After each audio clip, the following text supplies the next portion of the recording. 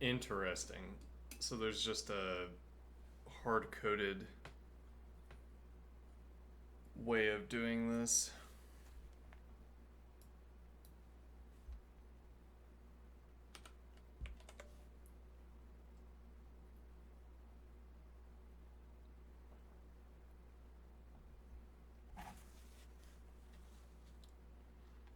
I'm not sure if that's explicitly useful or not.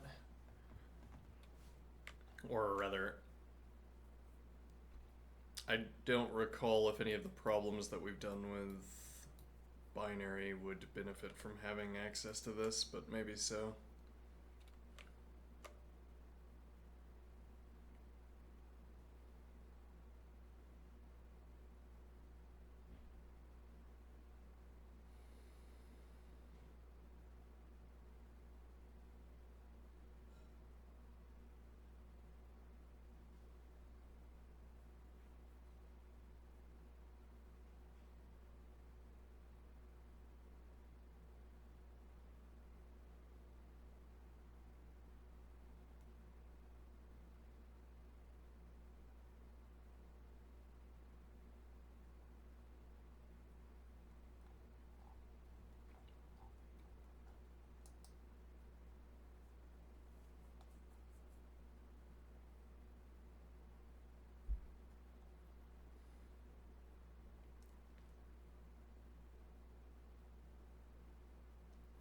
Alright, let's make a quick time test.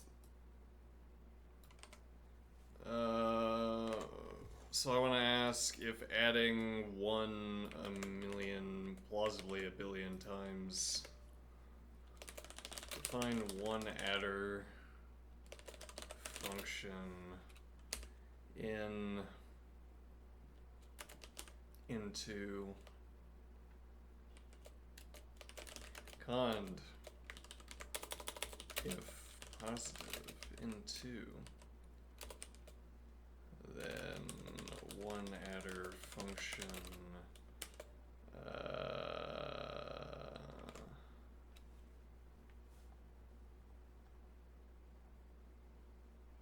unsafe fx plus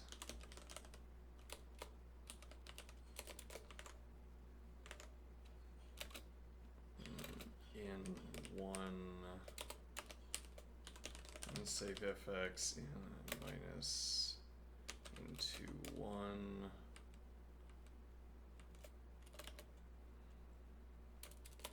otherwise return one adder function. No, rather, otherwise return in. Okay, now time one adder function 0 1 10 million. Let's see what that does. Alright, that seems like a reasonable time test. Now let's bring this over. And this will instead be add 1 and sub 1.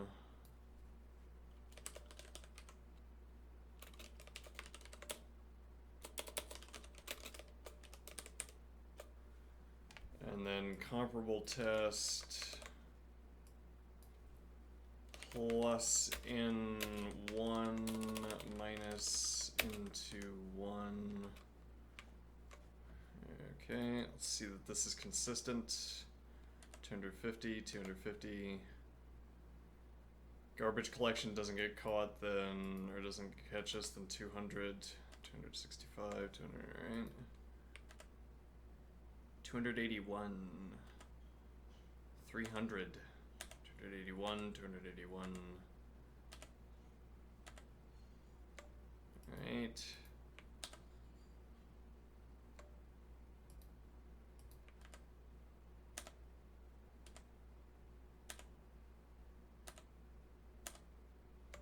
So there's a substantial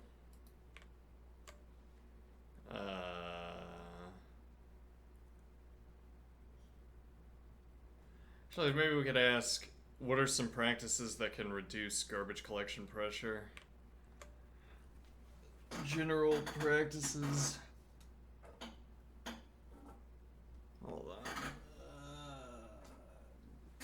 I'll ask this cleaning real quick. Ask our interlocutor about some general practices that reduce garbage collection pressure.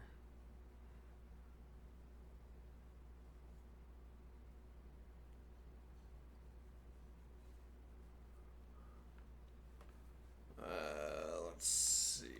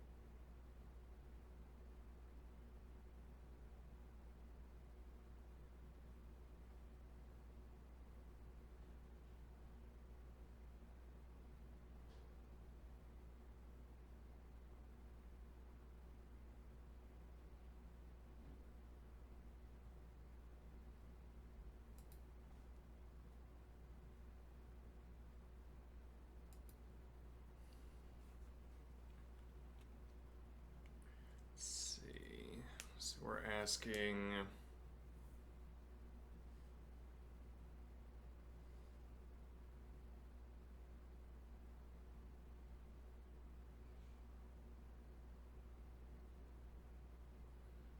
we're looking for cases where we might unexpectedly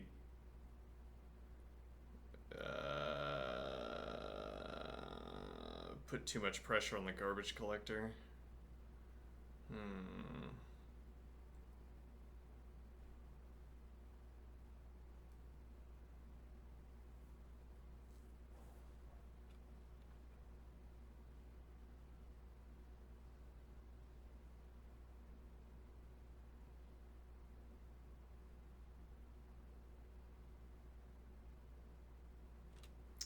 Yeah, I don't know how to phrase this question. Let me see here.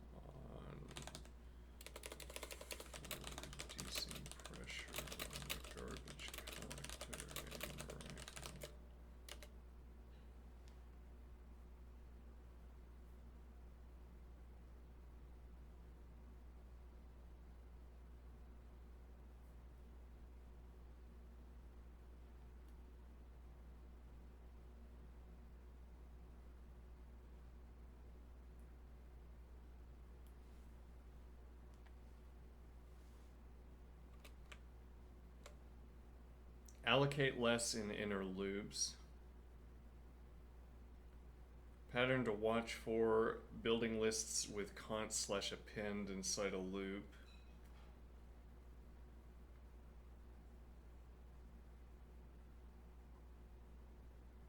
Really?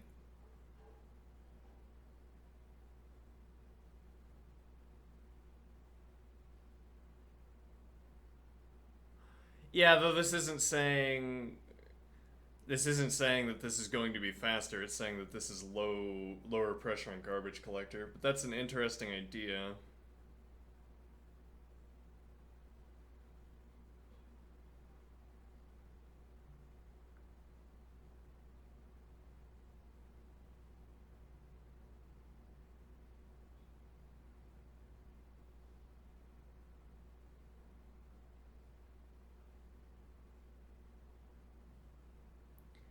And this seems to be talking. So I'm speculating here. This seems to be talking about a way you can write a string that does not involve, string append, or doesn't involve list a string. Interesting.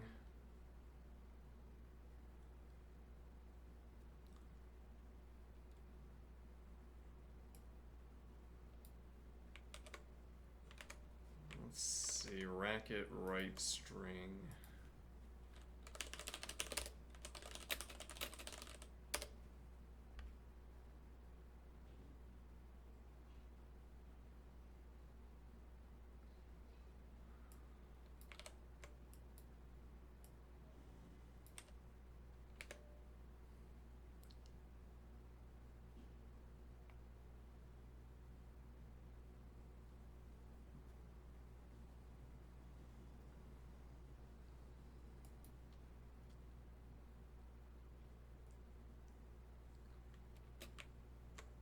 Open output string. This creates a new port that will store output as a string.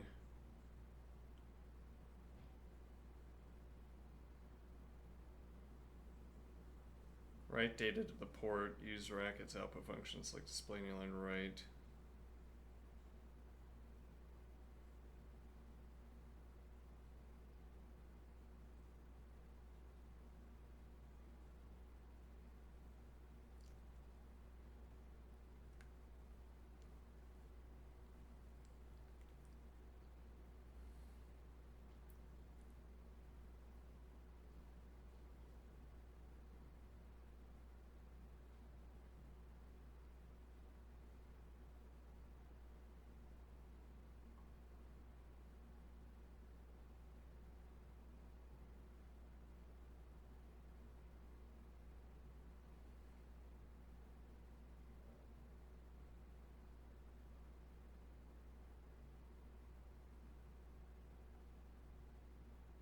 Fascinating. I assume then you'd have the same thing for vector.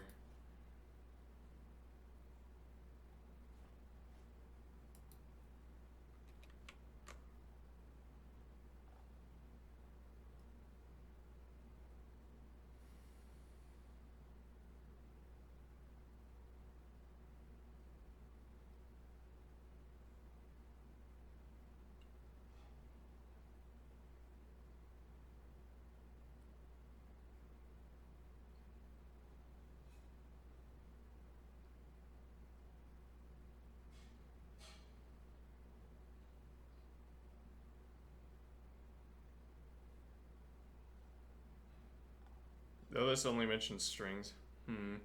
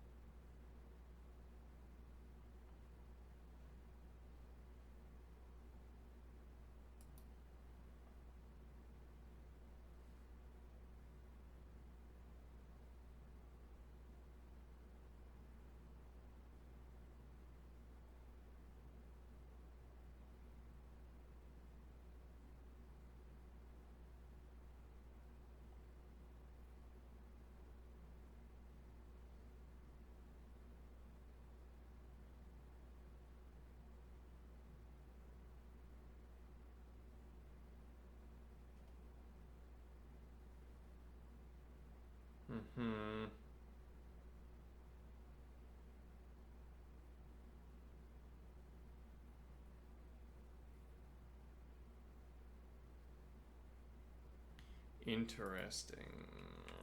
Worth considering. Next time I need to make a string.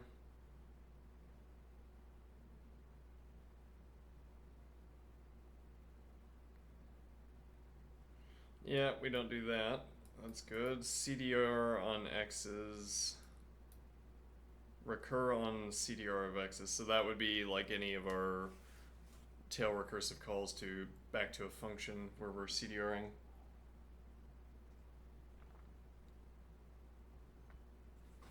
Switch to an index or use in-indexed for loops so that you don't allocate a fresh pair per step.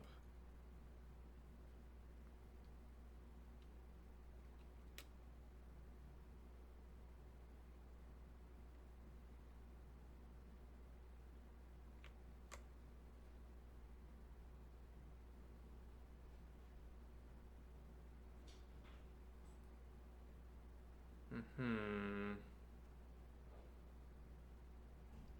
I don't know what the difference between fold and fourfold is, but yeah, we do. So yeah, these are pretty good, but let's see. This one is, if we figure out what this is talking about, this for some of the string problems. This is a low garbage collector alternative, but not obviously preferable.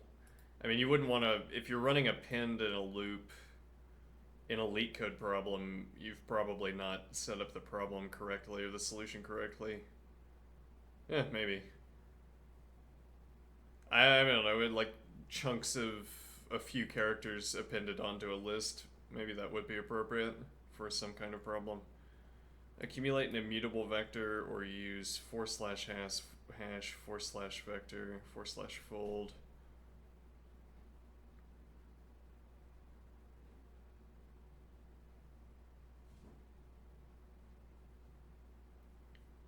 And then convert one to the end if you really need a list. Yeah, well, as an example, the binary search after 6 elements was preferable to our one of our alternatives. I mean, rather, we had a procedure that was m by n, big O of m by n, and converting it into a vector and then running binary search was faster after 6 elements. So our willingness to change lists into vectors and then change them back into lists should be relatively high.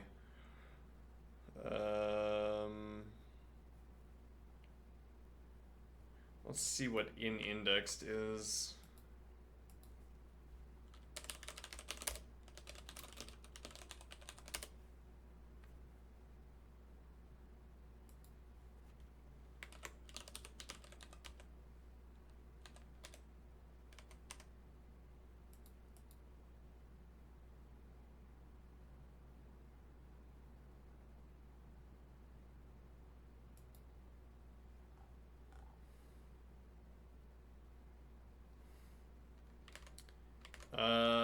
This in-indexed for loops, so you don't allocate a fresh pair.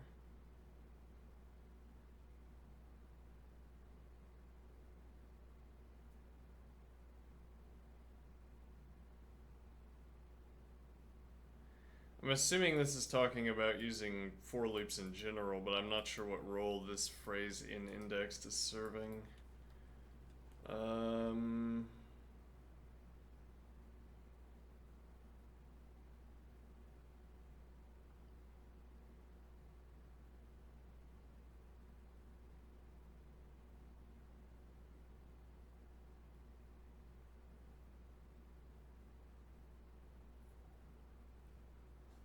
Let's see.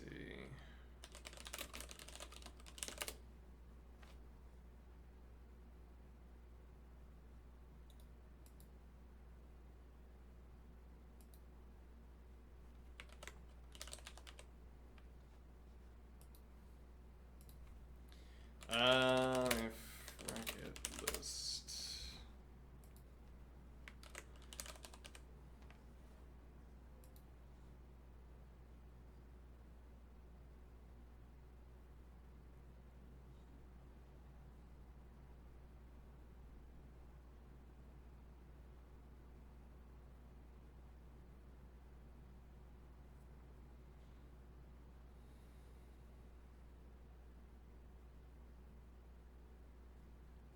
I could take this as a broader injunction, which is that if I can use primitives to accomplish the same thing, I should.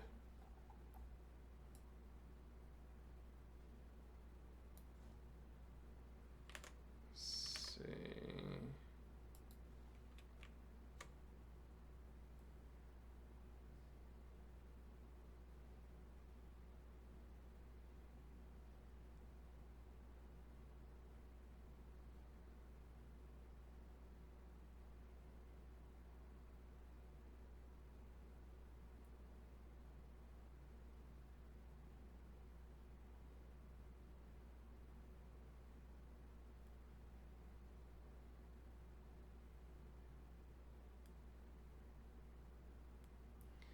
As this misunderstands.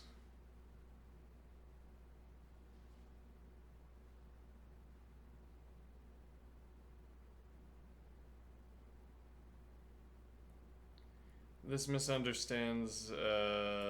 We can't have hash tables that carry over.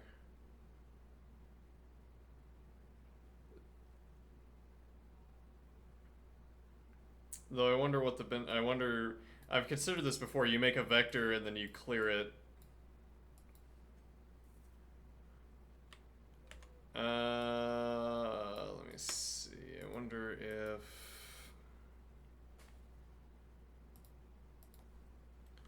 Let's see.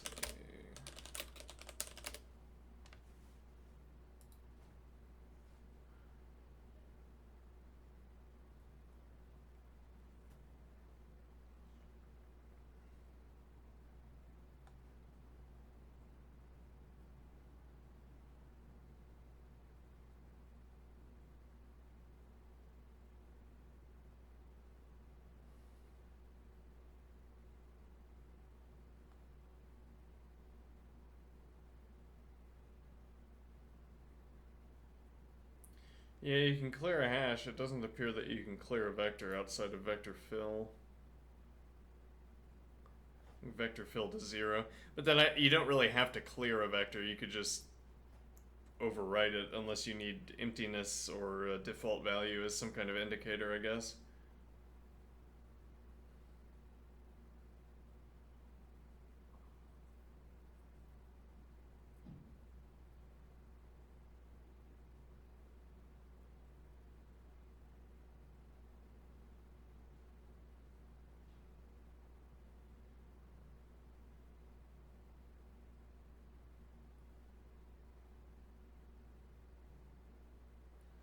For flat numeric vectors for bulk data.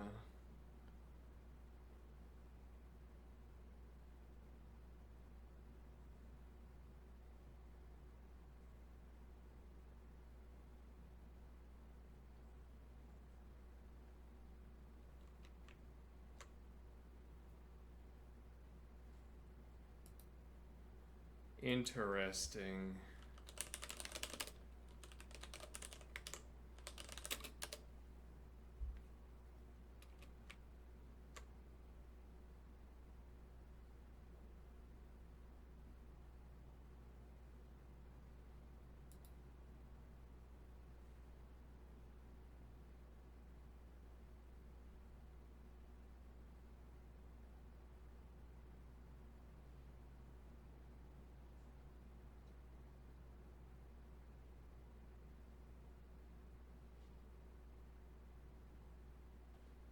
This is FFI is foreign something interface, right?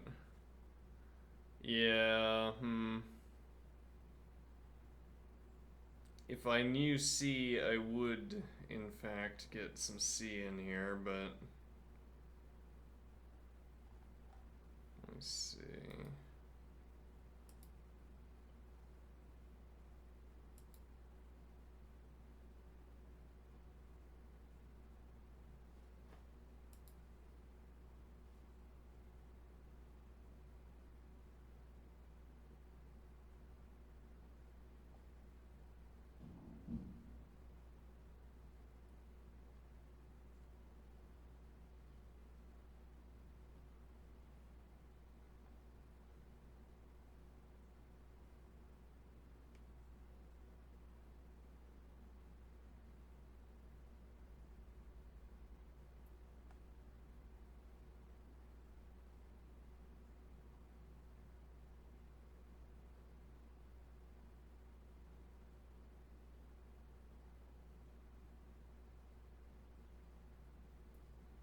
So this is, in a way, how this strikes me anyway. This strikes me as being a way of importing some of the benefits of typing without actually having a type system.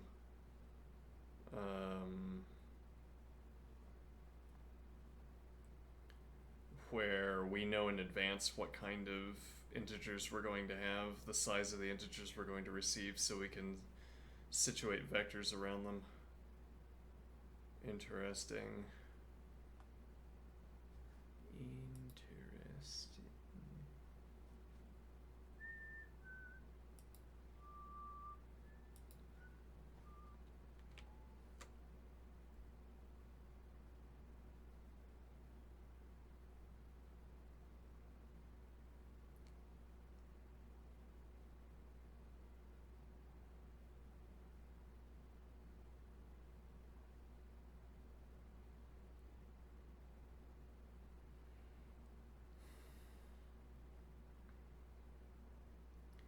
And this, I've never run into this kind of syntax, but this appears to be a way of saying, of intentionally generating a number that's a fixed num as opposed to a big num, I guess. Let's see. Racket declare. Let me see here.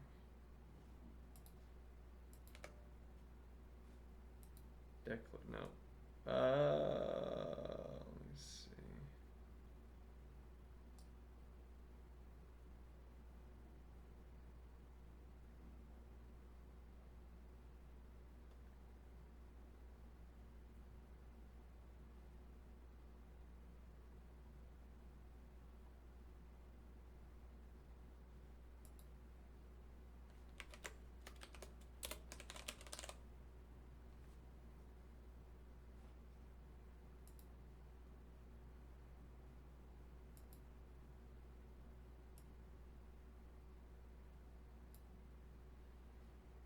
Let's check whether this is real or not.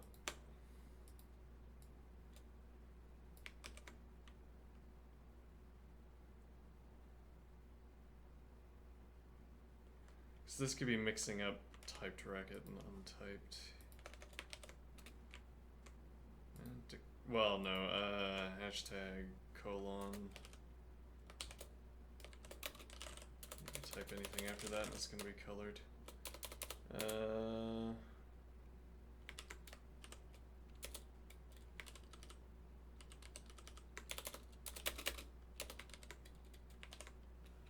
Yeah, that might not exist.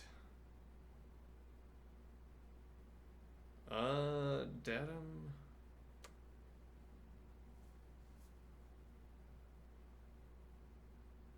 Keyword misused as an expression.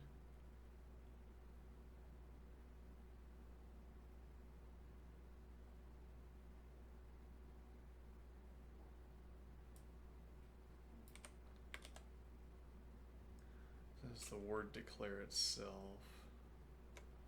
I wonder if this is.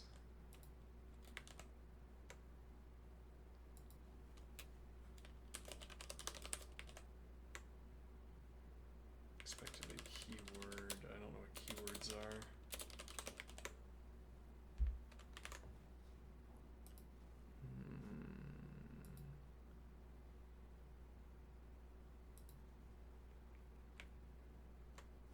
Tantalizing.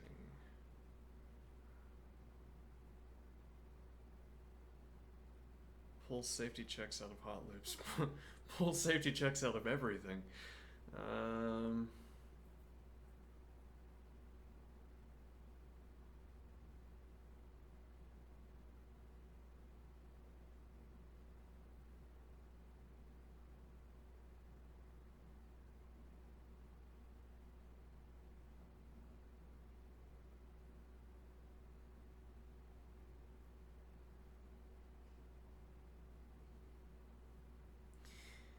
So, I think a point here would be to take the correct lesson from this. So, like, one pitfall here would be to think, yes, I now know so much more about performance. Let me name the things I now know about performance code that I didn't know before, and then I name these things.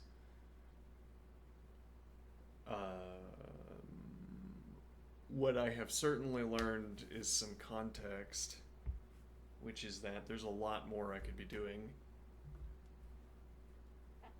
I mean, I am picking up particulars In particular, we'll, given the opportunity, I think we'll test this sort of quasi-typed vectors.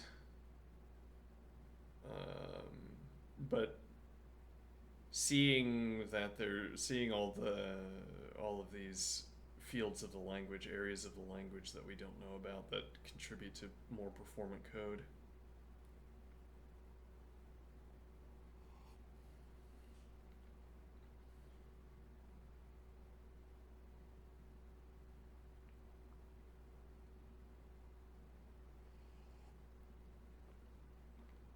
I don't know what when does. We'll have to look at that.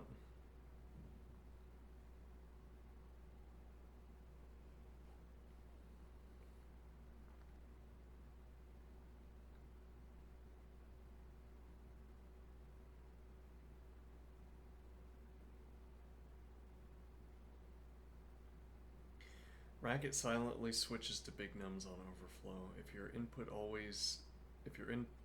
always fit in 32-bit, nail them to fixed nums with bitwise and.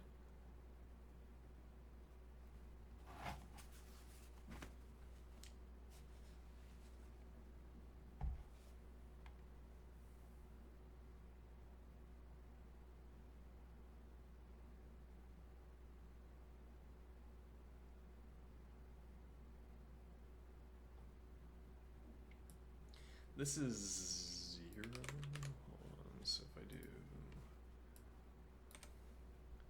Oh, I shouldn't be.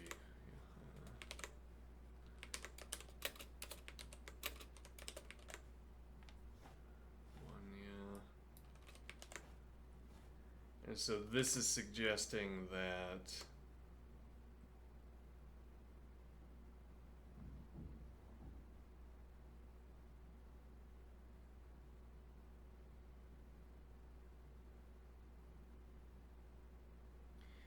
Define fx plus ab bitwise and. So it's like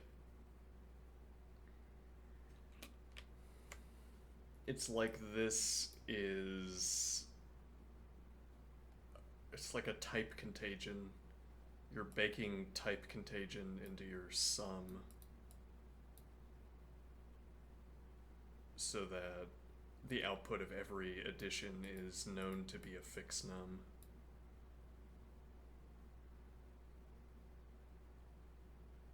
Huh.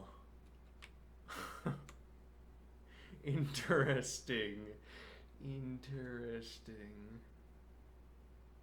Yeah, but if I let's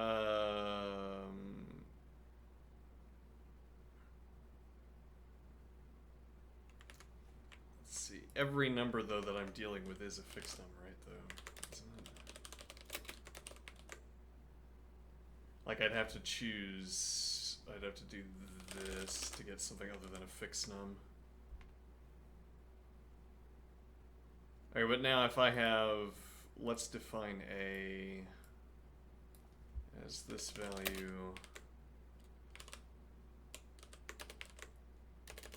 Now, define B minus A.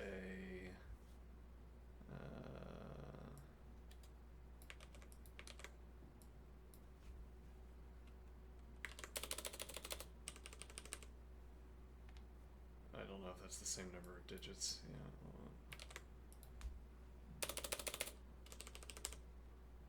And now I ask, show me B to make sure I did that right, and fix num B. So it goes back to being a fixed num as well.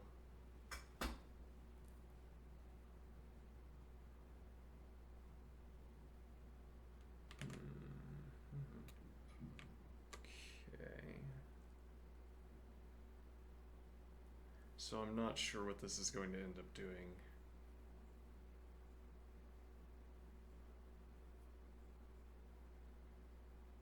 Understand how the garbage collector sees your objects. Short-lived objects die in the nursery and cost almost nothing. Huh. That's a phrase. Don't micro-optimize tiny temps inside one function call.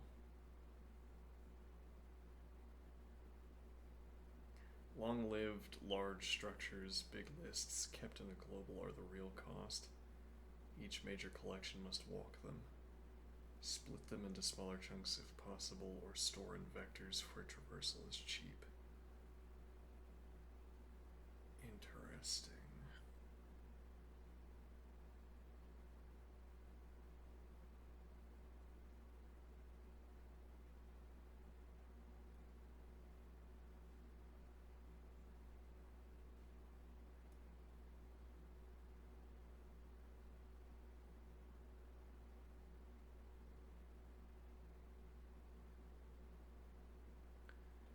Yeah, we'll have to get familiar with using the analyzer and the profiler.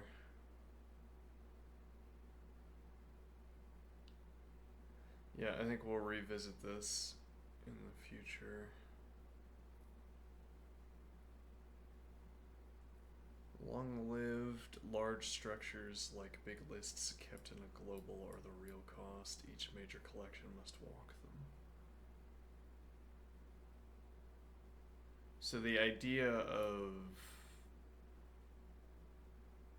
So we could reduce pressure on vector, or rather reduce pressure on the garbage collector by preferring vectors as a default. This adds an in operation to every... Yeah, I mean, if we need to, if we're given a list and we turn it into a vector so that I don't... Yeah, well, so as an example, in some of the recent procedures we've...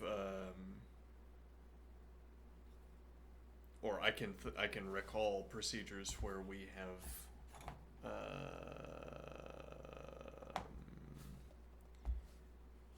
have had a list nums that were given at the beginning of a procedure, and then we perform most of the procedure and then we call nums back. So the original nums list, we call it again at the end, but that means that the garbage collector couldn't pick up that list for the entire procedure. And now what this is suggesting is that we could, if we turned that into a vector up front and then never call the original list again, when the garbage collector analyzes the vector, that's going to be cheaper because it's cheaper to traverse a vector than to traverse a list. So if that data object has to sit in the background long enough, then having a vector instead of a list would be preferable. Interesting.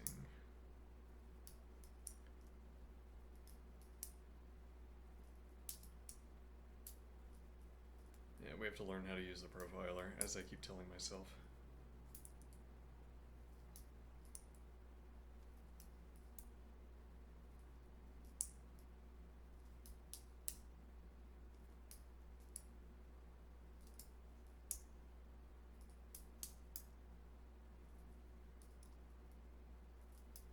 Manual trigger. Collect garbage after freeing a massive temporary structure to avoid carrying it into the next phase.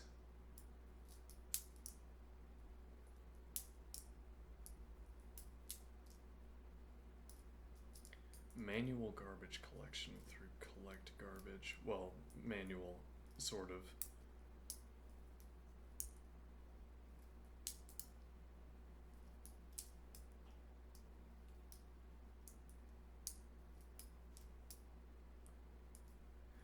If a big object never changes after construction, turning it immutable can shorten write barrier time and let the garbage collector copy fewer pages.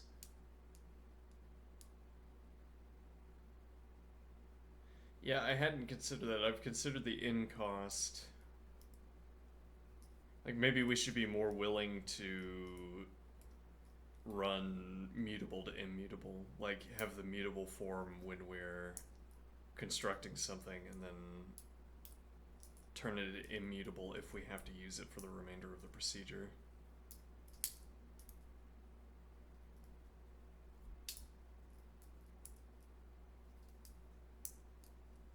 Interesting. Well, I want to look at manual trigger garbage, collect garbage. Let's see.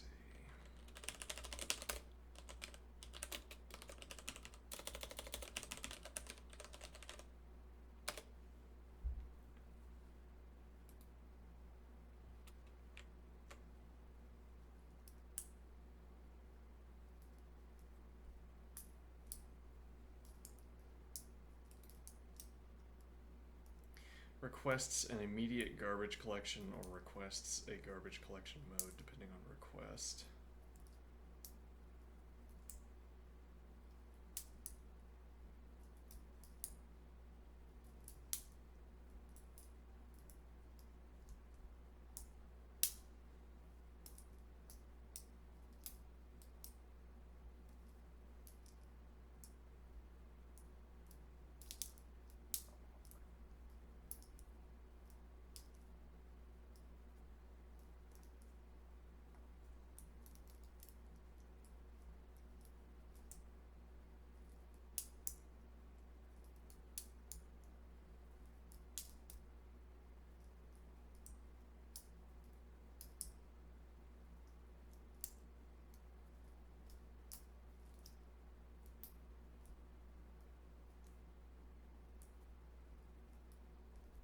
Current memory use, interesting.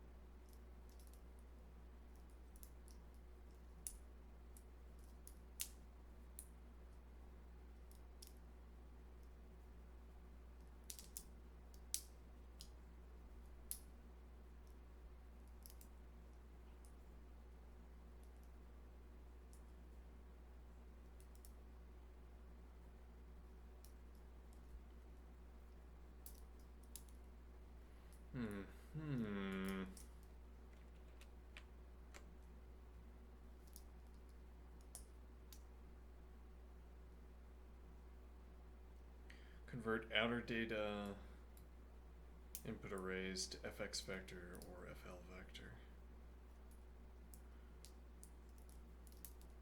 Replace list recursion with index-based let loop.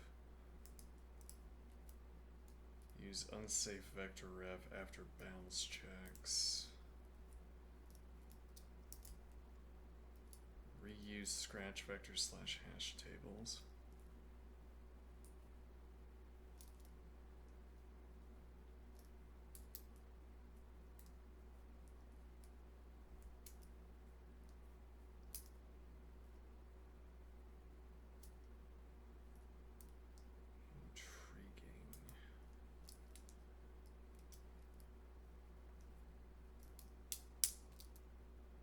This index-based let loop. Let's see. Yeah, well, it hasn't struck me that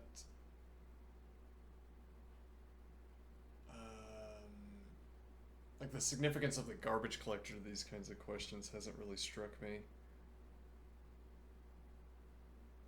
Oh, I haven't checked chat. Let's see. The significance of the garbage collector to these kinds of questions hasn't really struck me when thinking through costs. Alright, I don't know what of this we will add in, but let's start to look at the problem. And let's see if we can apply anything we've heard about recently. In a row of dominoes, top's eye and bottom's eye represent the top and bottom halves of the ith domino. Domino is a tile with two numbers from 1 to 6, one on each half of the tile. We may rotate the ith domino so that top's eye and bottom's eye swap values. Okay, return the minimum number of rotations so that all values in tops are the same or all values in bottoms are the same. If it cannot be done, return -1.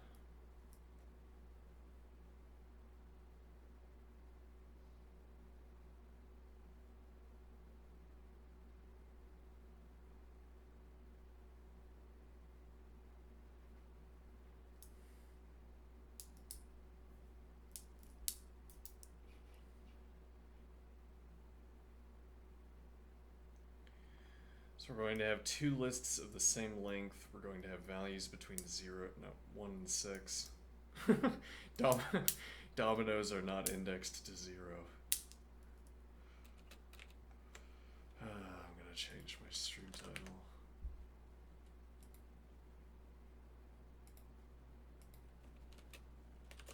Dominoes are not indexed to 0.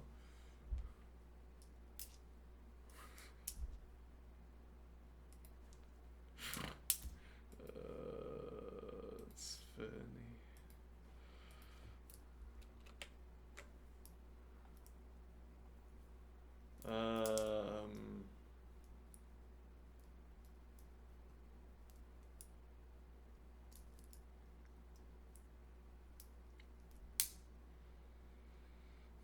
So we have the tops and the bottoms. Okay.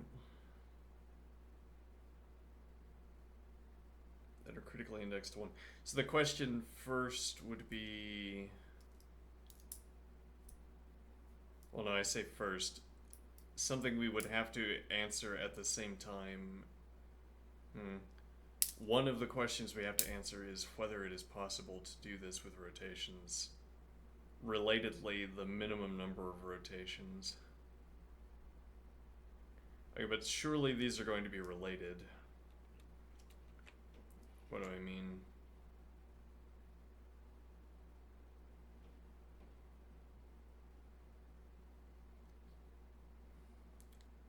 If it is possible to rotate, so like in my head, off the top of my head, I imagine dominoes as having a sort of mystery number of sides, as in there's tops 1, tops 2, tops 3, tops in, and bottoms 1, bottoms 2, bottoms in, so that I could keep rotating a tile and getting new values, but that's not the case, right? Now, one point is that if I am able to rotate all of the tiles so that I have 2s on top, one point here is that I could have all of the same tile, and then I could also rotate tiles until I had e.g. 5 in every position on the bottom. But then in that case, it would be the same answer in either case.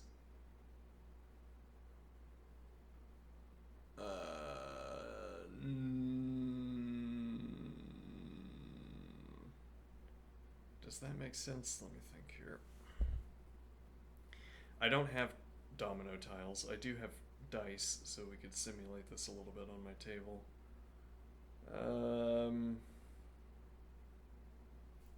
So if every non-2 in this was instead of 5, well, there would be two options. We either have the 2s on top and the 5s on bottom, or vice versa. So if we had more 2s on top to begin with, as is currently the case, then our answer is whatever operation moves 2s to the top. Okay, and then the alternative is that we could choose to move 2s to the bottom instead. That would be the other answer. Now what am I thinking? Right, so, but more critically here, I think, is that if we can move, if it's possible to get all of the same number on top, The only case where you could have all of an alternative number is if all of the tiles are identical. I mean, the only case where you could have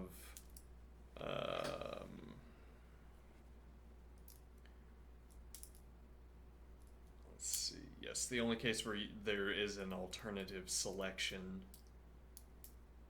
is if all the tiles are identical. Otherwise, there would be 2s on top, and at least one tile would be different on bottom, and then you could not bring about all of the tiles on all of the tile halves on bottom being the same. So I take this to restrict what kind of operations we have to do, what kind of tests we have to perform. Practically, then, this is about determining which is the correct number.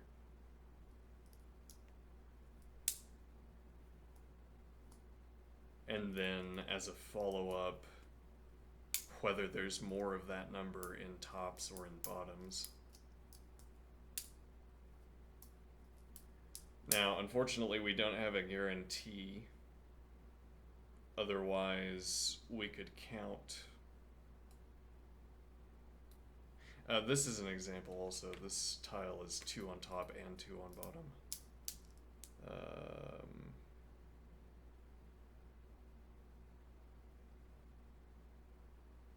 That, I'm not sure exactly why that's important at the moment. If I'm counting through... Right, so one idea is that if I count enough 2s, then 2 becomes the only number that could... Yeah, though we don't know the length in advance. Right, well, notwithstanding that...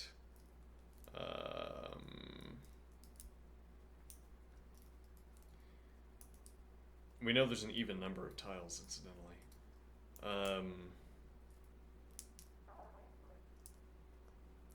So notwithstanding that, hold on, what am I saying? I'm saying if we're counting and we have a majority of the numbers encountered are a given number, we can't terminate early unless we know the length. But we can't terminate early anyway because we don't have a guarantee. If we had a guarantee, what we could do is run length and then begin cycling through. And the idea is that we could terminate early on our examination.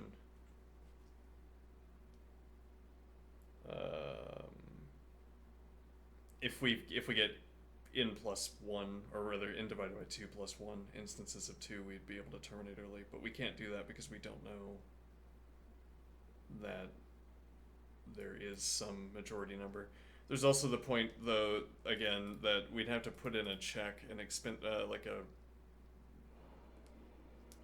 the value we get from this extra check would be limited because of the 2 on top and 2 on bottom.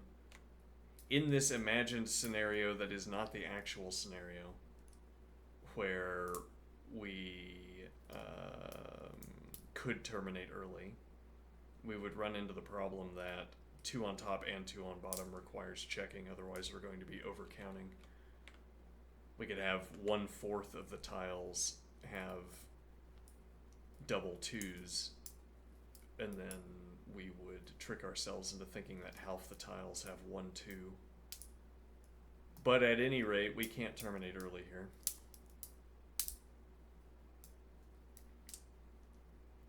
So the plausible routing here is that we do 4 hash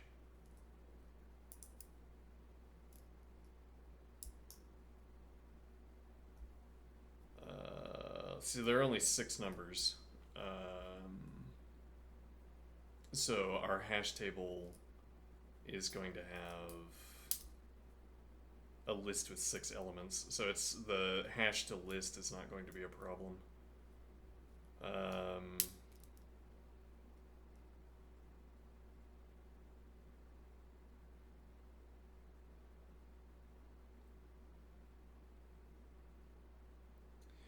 So we run length, we run for hash, we confirm that the number of... Yes, but again, we have to, this double element remains a risk. Remains a problem that we have to deal with, because what we'd want, because the hash table that we're imagining is not going to tell us whether we got a whether we got one of these double twos.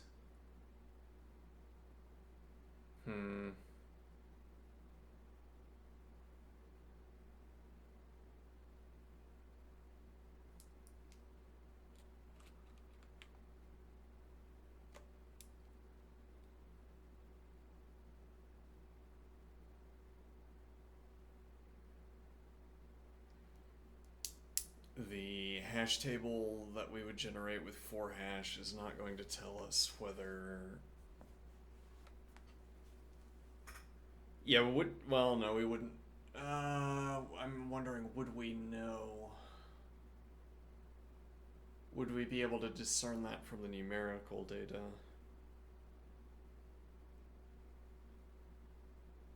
Also, wait, does it matter? Is a follow-up question.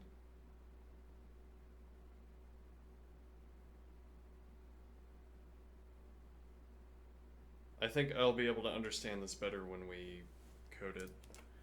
Alright, so /hash. What are we doing with the hash table, incidentally? Well, we're going to have two hash tables.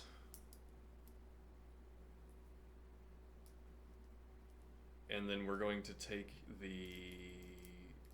I guess we'll take them as a list, though.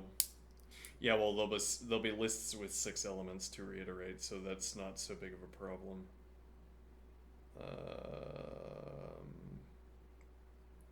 So we'll have 2 lists with 6 elements.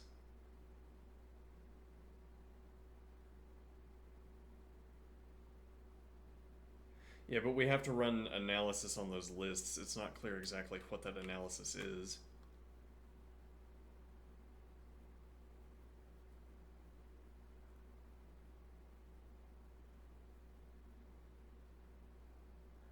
Why do I think that?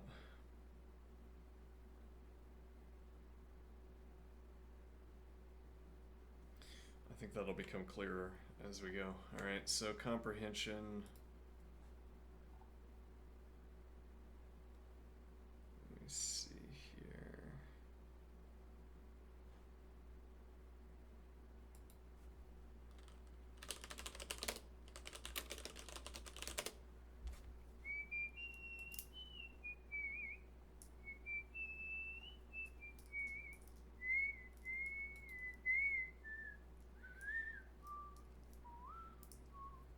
The result is an immutable hash table. Interesting. Which I assume is generated in a reasonably efficient manner. So we're going to write...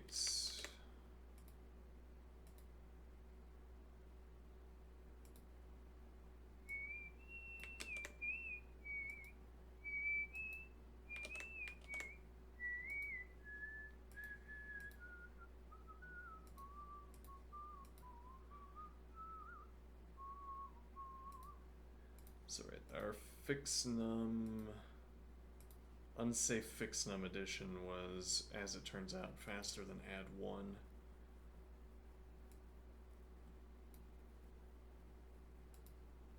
Okay, and add1 was in turn faster than +1. No, it was roughly the same actually, which is a little bit disappointing. Alright, so for hash.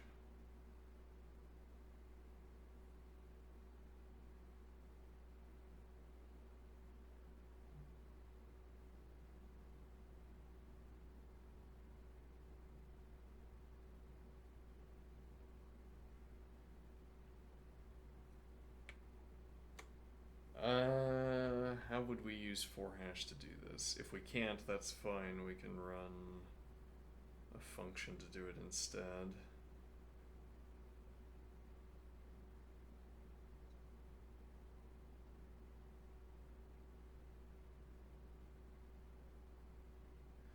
Yeah, well, we can't run hashref, which would be our typical way of determining how many instances of an element we've already encountered.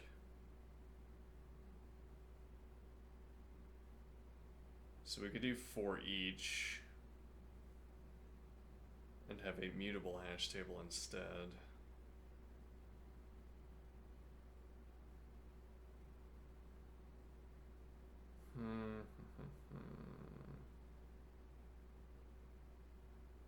Yeah, that's fine. Alright, let's do for each.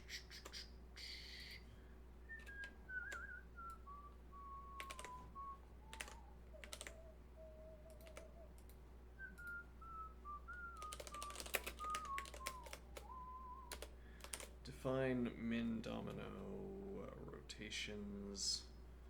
Let's see, for each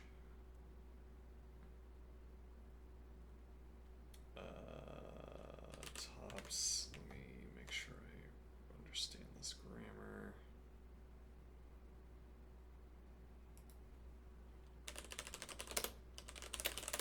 So this is how much I need open to code. So many tabs apparently. Let's see, for each.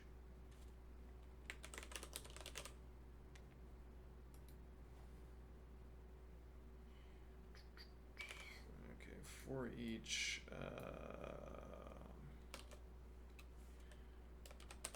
plain lambda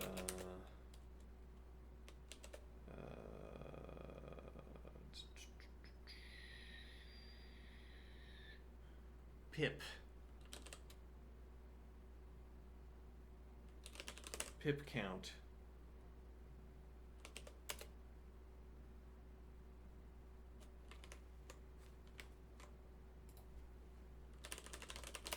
Word for the dots. I don't know.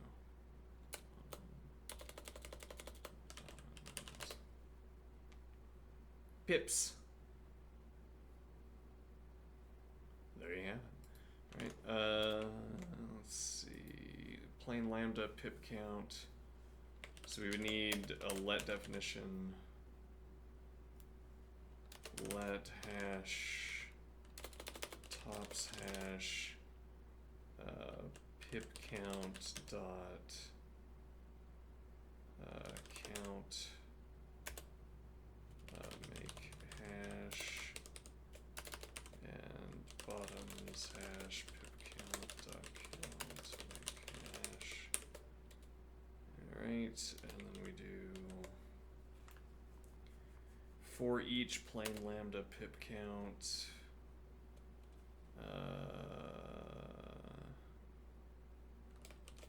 Let's see.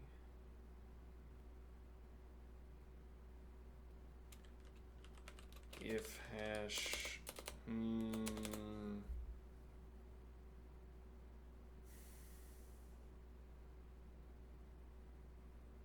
I'm not sure it's worth it. I don't know if hash has key is worth it.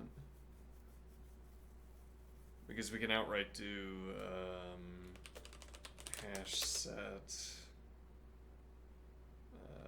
tops hash pip count dot count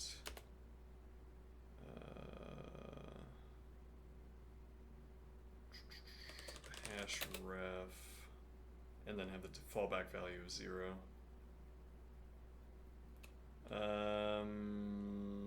Hash ref. Let me copy this. My mouse is even worse today than it usually is. Let me rearrange my table setup. Alright, so hash ref tops hash pip count dot count. It's kind of horrible, but whatever. Pip count and 0. Let it begin. Unsafe. Require racket unsafe.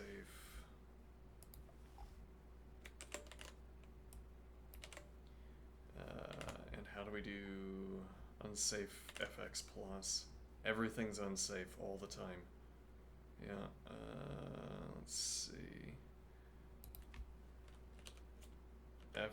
Unsafe fx plus. I do not doubt. I have trust in the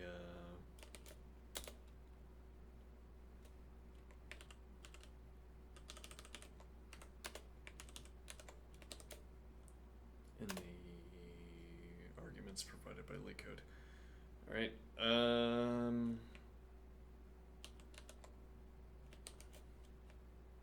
And that's it. And that'll be for tops. And now this is the same, except we sub out the word tops for bottoms.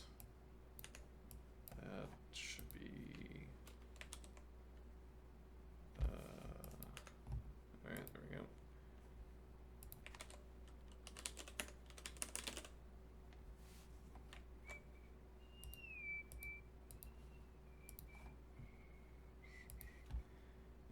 Okay, and now what?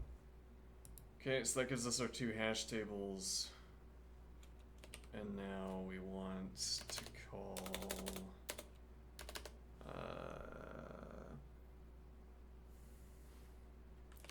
list analysis function with Racket hash tables.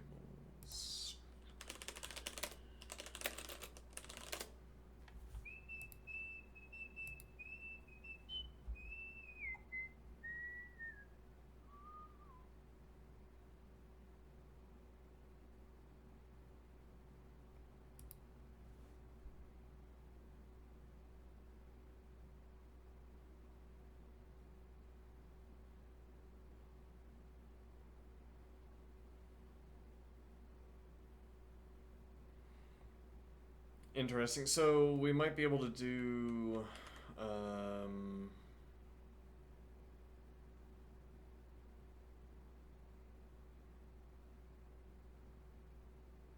we might be able to take the advice here and reuse this hash.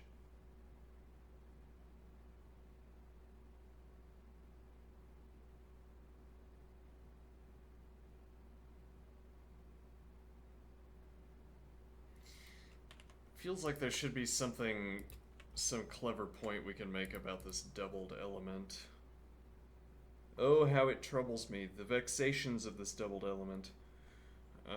Seems like there should be a clever observation we can make about the doubled element, the doubled tile, to work around it.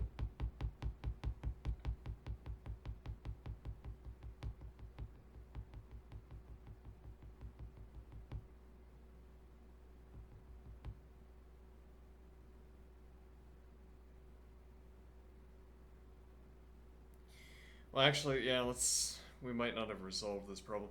Because once again, we have to worry about the analysis we're performing, and in particular, we have to worry we can't rely on a numerical counting of 2s, so it seems. We might need to be cycling through tops and bottoms at the same time.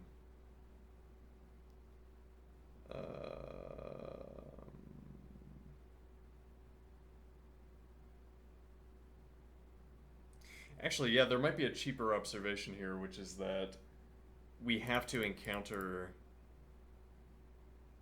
the critical element every time.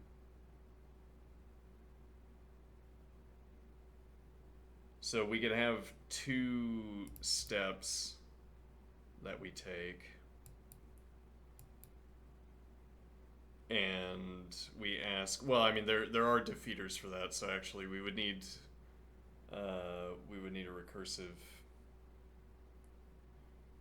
like if I had 2-5 twice in a row, for instance, if I had two of the same tile twice in a row, and not all of the tiles were identical, then 2 tiles would not be enough to figure out which value is supposed to be repeated every time, or will be repeated every time. So we have some process where we winnow down what the number can be, where notably there will likely be a test case where all of the dominoes are identical. So that winnowing down function has to take that into account. It could terminate it could be the complete procedure. So we have right, but we have some filtering procedure starting, not filtering. We have some procedure starting out that tries to discern which number is going to be repeated every time. Okay, then this is not what that function is going to look like. No, we don't need a hash table, as it turns out. We do need unsafe operations, because that's all we're ever going to use from now on. But, I mean, there's a point here that if leetcode did give us a data set where unsafe CDR did not work on a list, that would be a problem on their end. And if it crashed their servers to run my unsafe code, that would also be a problem on their end. Let's see. I don't know what unsafe code does, and I never will. I'm never gonna find out. Let's see. So, define pre-scan function with tops list pip count and bottoms list pip count. Okay.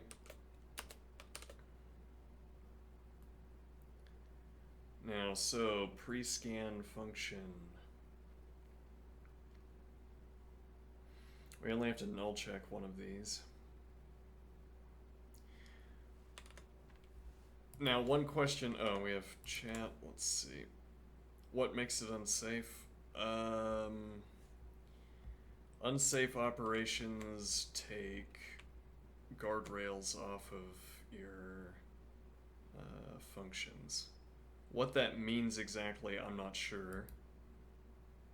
Well, okay, so this description. All functions and forms provided by Racket base and Racket, which are just the base language, check their arguments to ensure that the arguments conform to contracts and other constraints. For example, vectorref checks its arguments to ensure that the first argument is a vector and that the second argument is an exact integer, and that the second argument is between 0 and 1 less than the vector's length. So that's a lot of checks to be performing. It's a lot of questions you have to ask every time you perform a vector ref. And then the idea is that the unsafe vector ref doesn't ask if you're... Vector ref, it asks what value is in a given position in the vector. So unsafe vector ref is not going to ask whether you're talking about a vector, nor is it going to ask whether you're using an integer. And it's not going to ask whether the value you chose is a valid one for the length of the vector you have. And so that's all of these checks get thrown out. You don't have to perform them, so it's much faster. It's much faster, actually. Surprisingly faster to avoid all of these checks.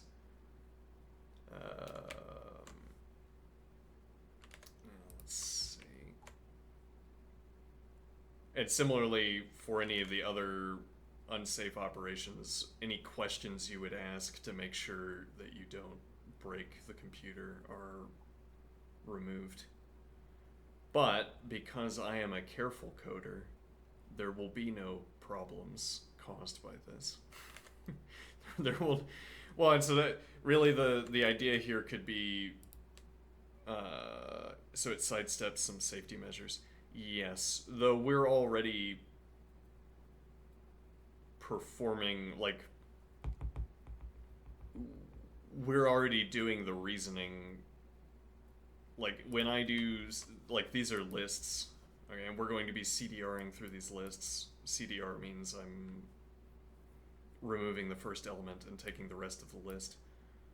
Okay, I already know that this is a list, so I don't need the programming language to check for me. if LeetCode gave me something other than a list in this position, that would be their problem.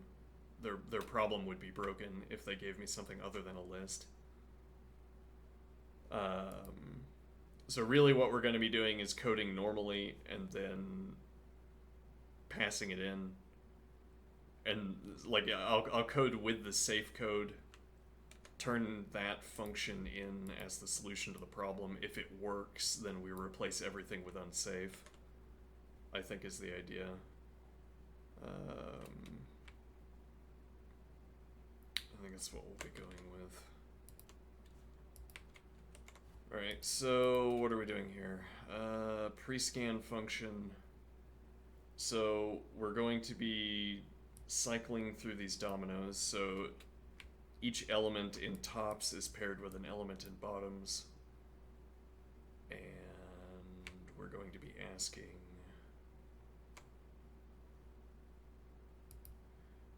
let me think here. Actually, what's the minimum number of dominoes we can have? 2. Okay. So I'll say candidate top pip count and candidate, maybe it makes more sense. Candidate top pip count, and let's flip these. I feel like this pip count typing is kind of hard to read. I could just replace that with integer, but whatever. Alright, so this suggests that we will have sheared through one element from each of these two lists and filled them in here. Okay, so now let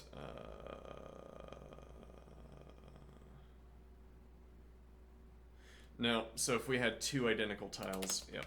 So if null bottoms list pip count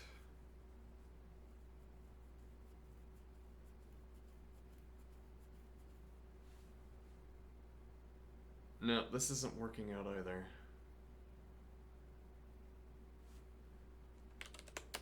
Were you here for the problem explanation? Let's see. So we have dominoes, we have numbers on top and numbers on bottom, and we're asking how many rotations do we have to perform in order that we have all of the same number on either top or bottom. And furthermore, it's not necessary that this should be possible to do. It can be the case that we can't get all of the same number on top or on bottom. So my idea here is that if it is possible, every domino, every top-bottom pairing will have to have an instance of the critical number. So we want to find out what the critical number is.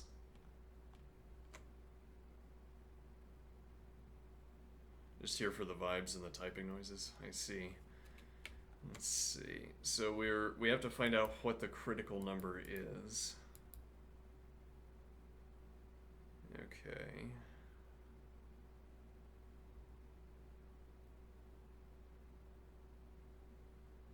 We might want to vectorize this immediately. And the point is that we have to, if we keep these as lists, we have to shear through these lists to solve the first problem of asking what the critical number is supposed to be.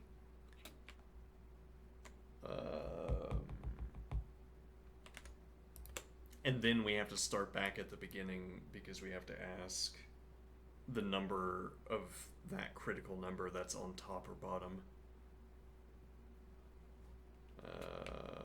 Let's see. So this, I'm gonna replace pip count as well. Alright, so we'll have bottoms vector integer, tops vector integer, bottoms candidate, and tops candidate integer. Right. Now, so the idea is, oh, and then we need positions, bottoms,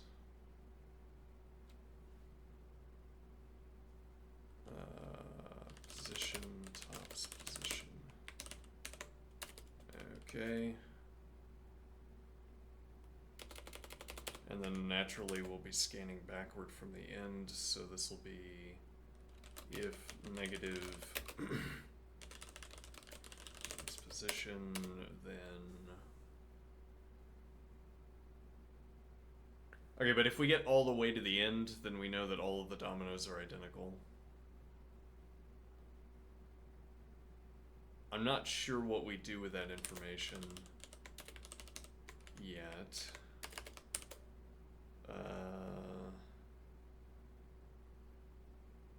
Otherwise, let top integer. I don't know why I keep doing that. Well, actually, yeah, that makes sense. Why would we have bottom on top? I don't know. Strange. Let's see.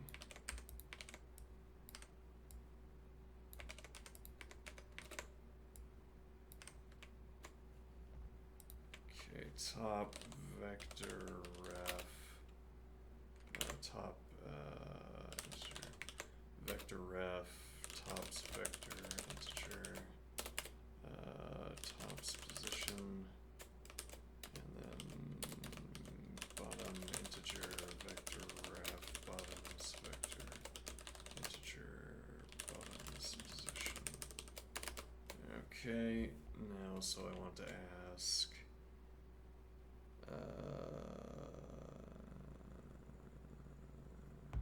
actually, what do I want to ask?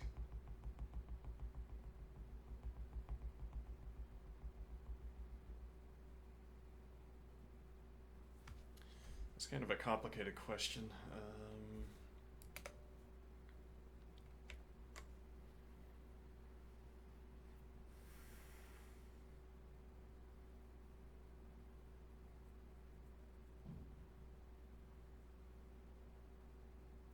Yeah, this naming scheme doesn't make so much sense because it's not really the case that these are fixed. We could flip the two.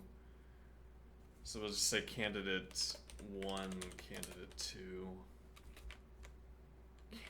Okay, fine. Candidate 0, candidate 1. Alright, now...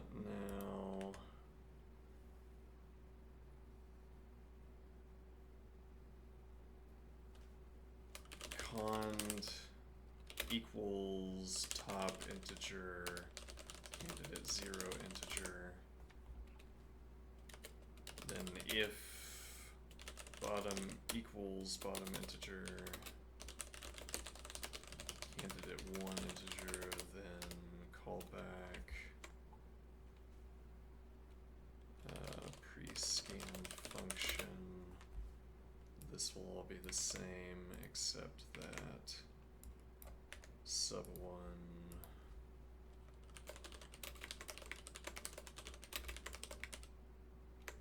okay. If not equal bottom integer, candidate 1 integer, then okay. So this will be main function call.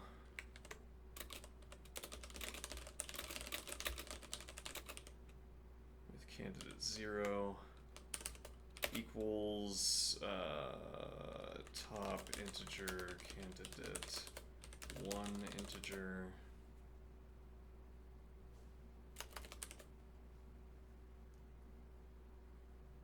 If equals bottom integer, candidate 0 integer, then pre-scan function.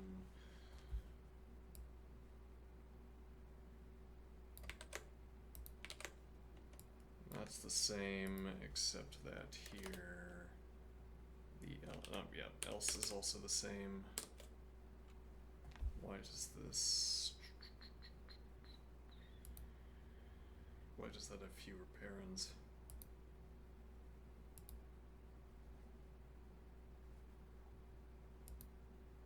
Oh. Right, and now this is also main function call with candidate 1. Now equals bottom integer candidate 0 integer, then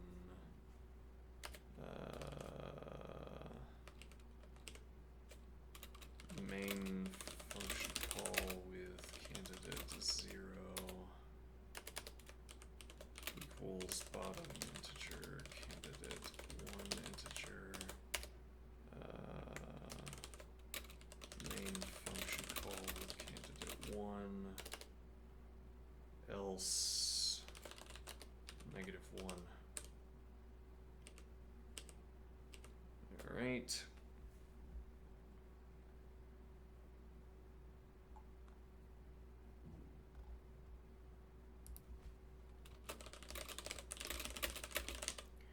Alright, let's look at the main function. Main function call with either, I guess. Not both, because yeah, we'd otherwise have to have two main functions. Alright, so define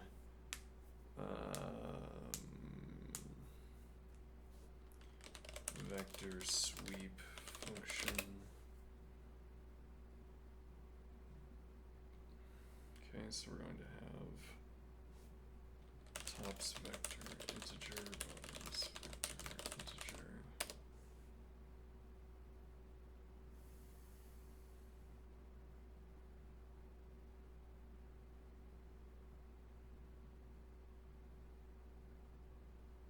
Okay, then we will have vector, rather we will have tops position, bottoms position, top count, bottom count.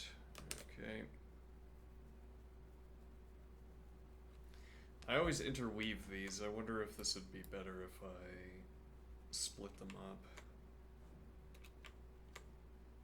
We could try that. Maybe I have a preference.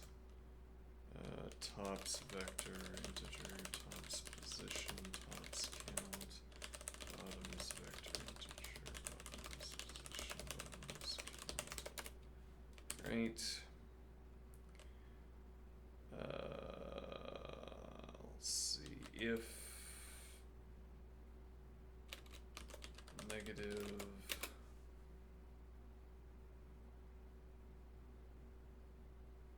there's an early termination, but we'll code this up and then figure out how to handle the early termination.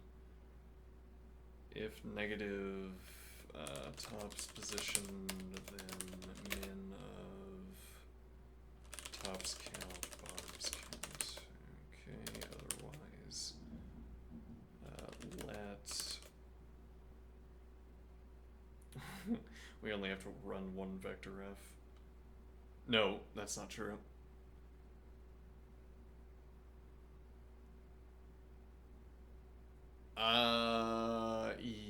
Yeah. If we had a guarantee, we would only have to run one. Because if I ran vector ref and I didn't get the critical number, then the critical number would have to be on the other side of the tile, and then I would already know the orientation of the tile. But in this case, the critical number might not be on either. Top integer. Incidentally, did I? Yep. What is this problem for?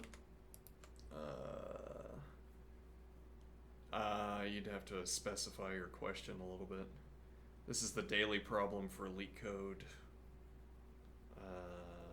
Every day they post a problem, or they pick one of their many problems to solve, and then people solve it. For a class or just to challenge myself? Yeah, just to challenge myself is closer to the answer. These are... People use these to practice for interviews because these are popular interview questions. I'm just doing it to maintain a practice of coding. Because I don't really... There are not so many things I really want to code. I don't have a lot of ideas for like apps. I have one app I want to code, but it's so far beyond my current ability to code that I can't do it. So this is my coding practice. Alright, so top integer vector ref. Let's see, tops vector integer, tops position, and then bottom integer vector ref, bottoms vector integer bottoms position. Didn't realize that it was an interview question. Gave up with coding after I got really confused in college. Yeah, well, this is sometimes used as an interview question. So the idea is that you practice all of the interview questions, and then whenever you go in for an interview, you've either already solved it or it's like something you've done 100 times, 1,000 times. Gave up with coding after you got really confused in college. Yeah, my initial exposure to coding was also quite confusing. Powered through it though. Let's see, bottom integer vector ref. Alright, so now we're going to ask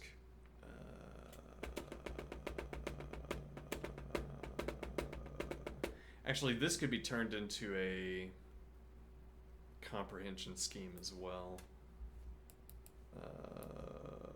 Probably, but again, we'll get the basic function outlined and then we'll figure out if there's a better way to present it. Let's see, top integer, bottom integer.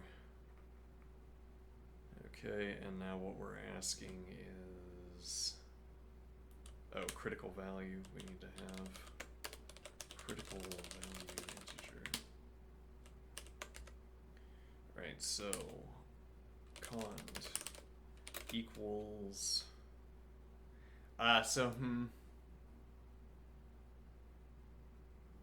yeah, this horrible double element.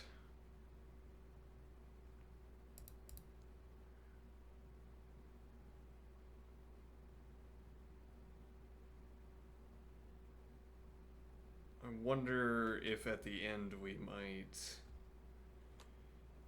like, if we cycled through to find out if there are any doubled elements and then we simply remove them, with the point being that I don't want to have to ask whether there are doubled elements.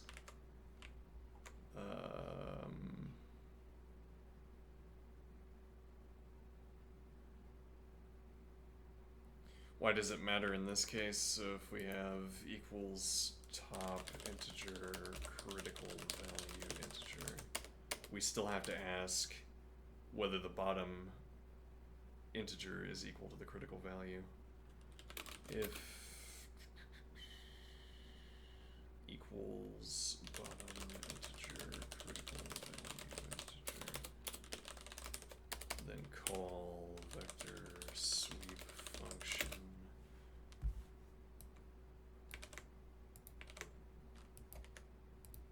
with sub1 add 1 sub1 add 1, and then otherwise this except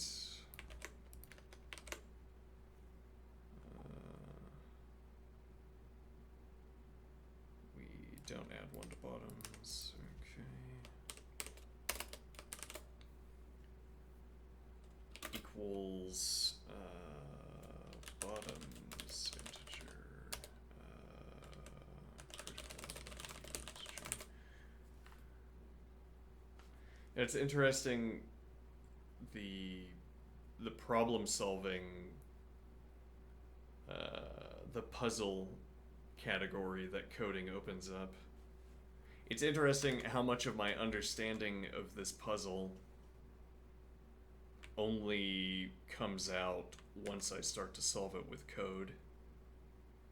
Like how many points you don't, like how many points about this puzzle you don't understand or don't grasp until you have to code them and then they strike you.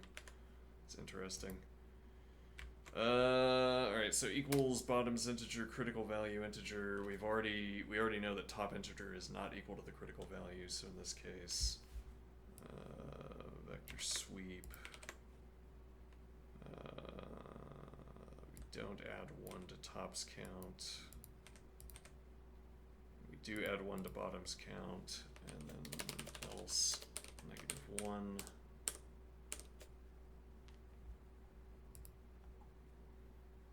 Okay. Is that actually done?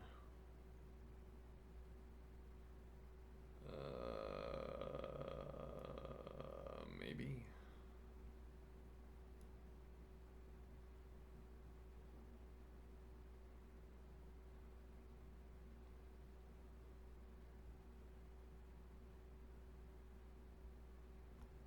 Okay, then we need to fill in these function calls. So we're going to have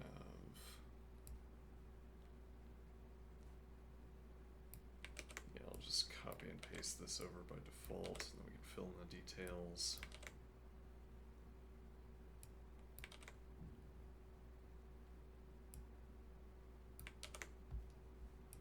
And let's get that pretty printed.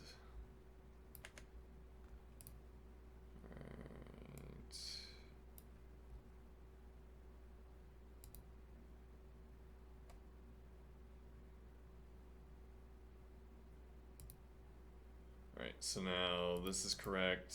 This needs to be sub1 vector length.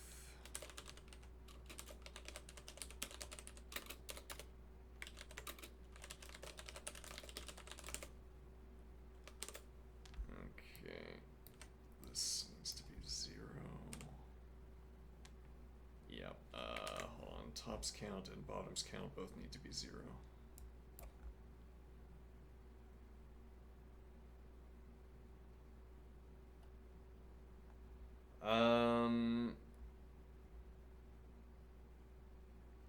We could already be counting that.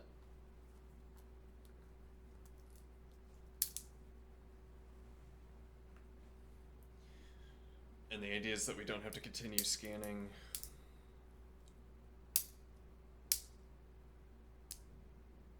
Yeah, but we don't know yet what the value is.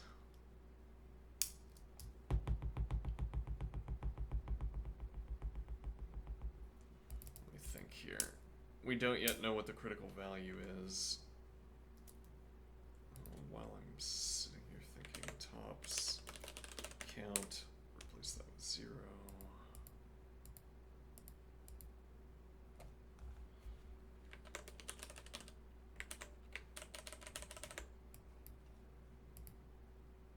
Okay, here we go. Bottoms count 0.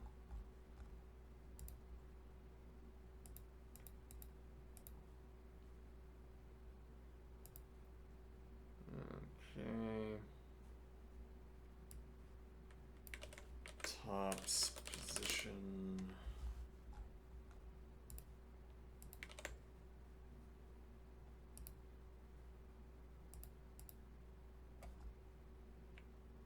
Right, no, that you can't generally do that. Let's see.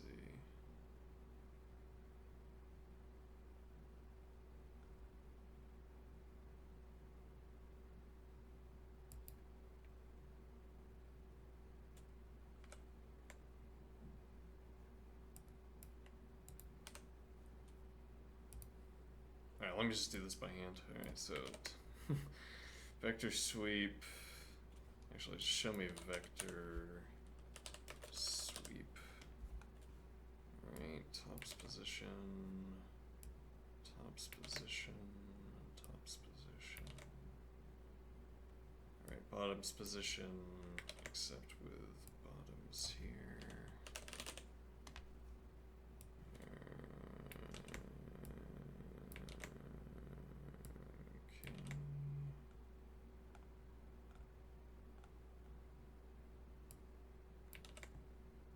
We might end up deleting all of this if I change my mind about how the function works, but that's okay. Right, now this can be candid at 0.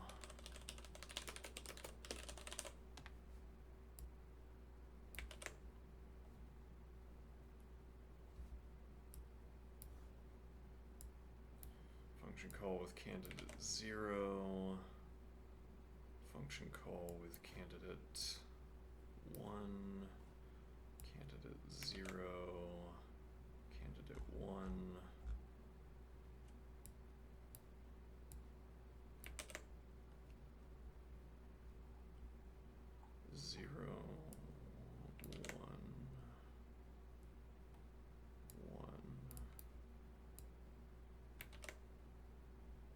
Okay.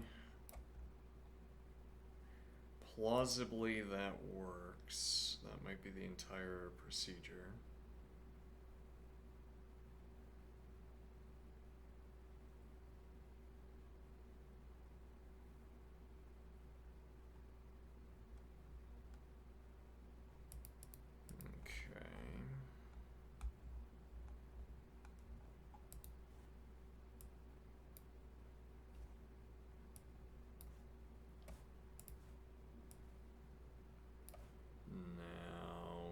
Call to pre-scan.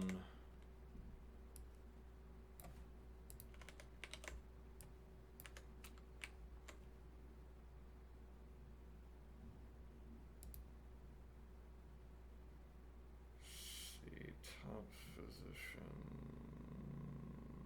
That's going to be sub1 vector length tops vector integer. Well, actually, that's going to be sub1 vector length list to vector tops. Yeah, no, you can't do that because we'd have to run the list to vector twice. So rather, let tops vector integer list to vector tops bottoms vector integer list to vector bottoms. And now this is going to be vector length tops vector integer, and then this is going to be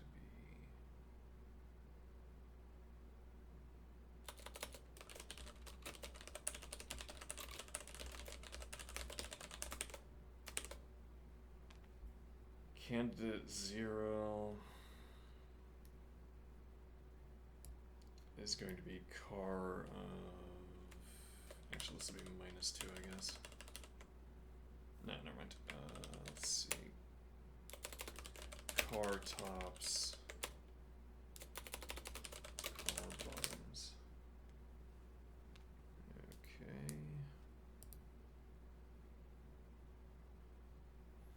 Now I want to, yeah, that's kind of horrible to do this at the end after doing all of this, but that's okay. I want to move this up. Actually, that's not so much of a switch. So yeah, we're going to try clustering all of the tops together. So these actually will already be pre-sorted. It's only the calls back to pre-scan that we have to adjust.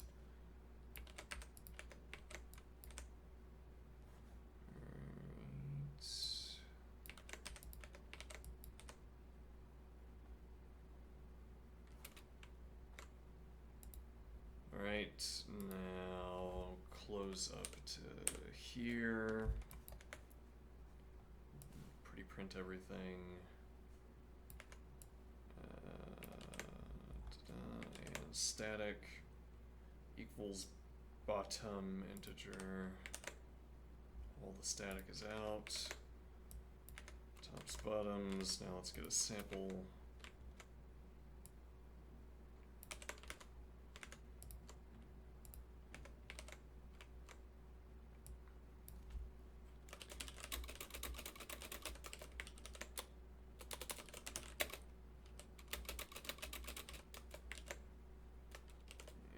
Okay. 3. Incorrect. Ouch.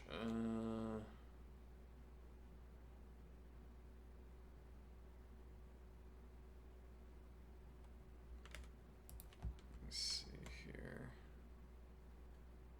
Did I happen to add one on the case where... Yes, I did. So equals top integer critical value integer. If equals bottom integer critical value integer, these should not add either because no rotation is required. And that gives us the correct value of 2. Now this should output -1. I should exercise soon. Well, rather, should already have exercised, but whatever. 3, 5, 1, 2, 3, and then 3, 6, 3, 3, 4. Does this return -1? Yeah.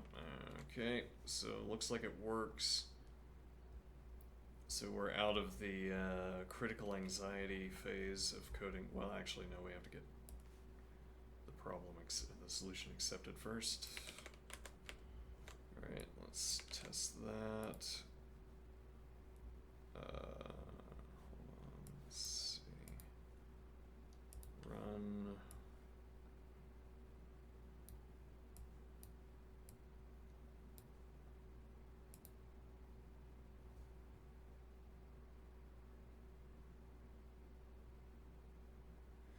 Yeah, that 46 milliseconds is no good, but the solution works. Now I will take a break, come back, and exercise for 10 minutes, and then we will keep going. Okay, be right back.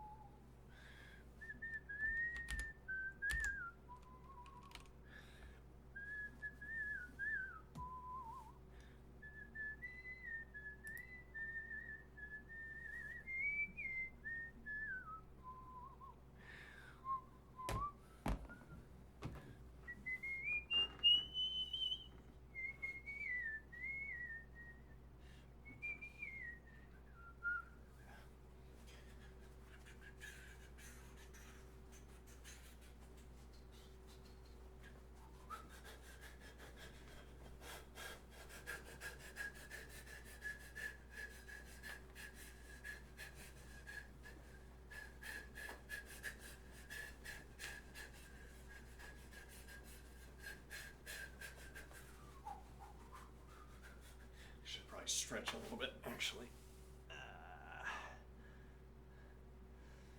We're jumping right in.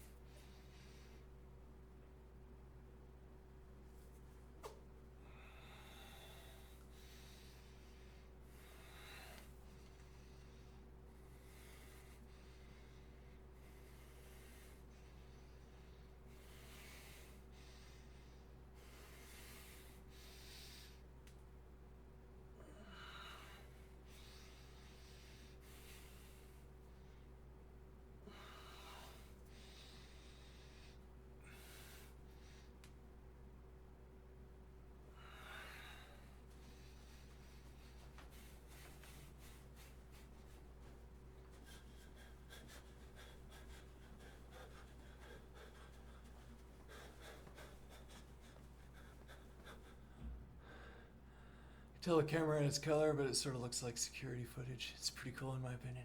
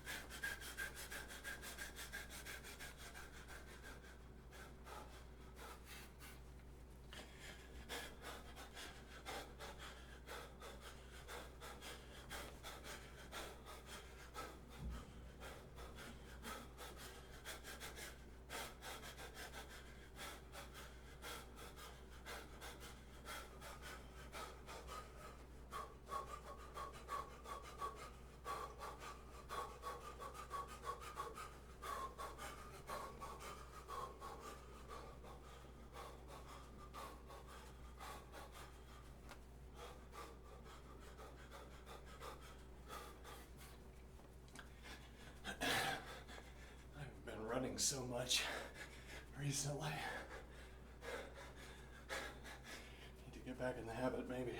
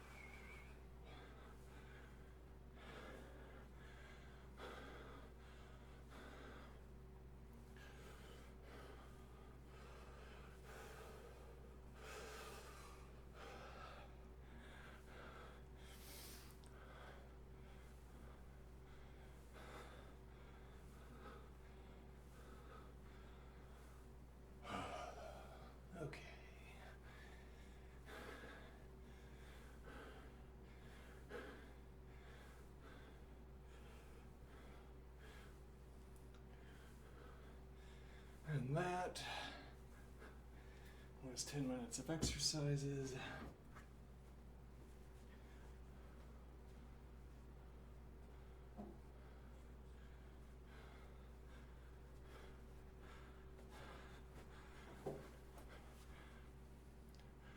Now,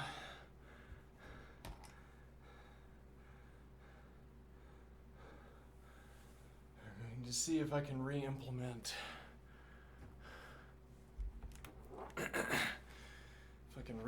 this procedure with lists.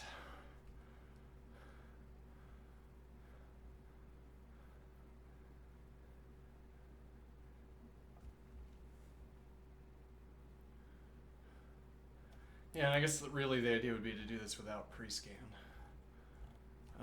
But okay, yeah, let's copy this over.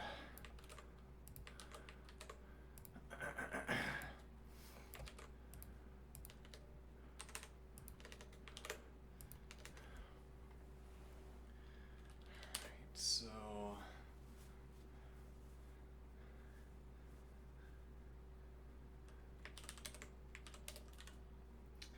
default argument let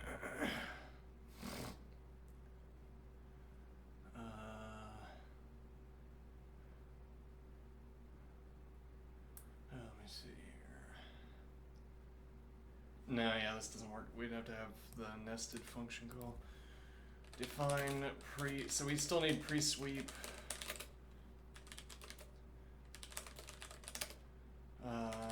Tops count integer, bottoms list integer, bottoms count.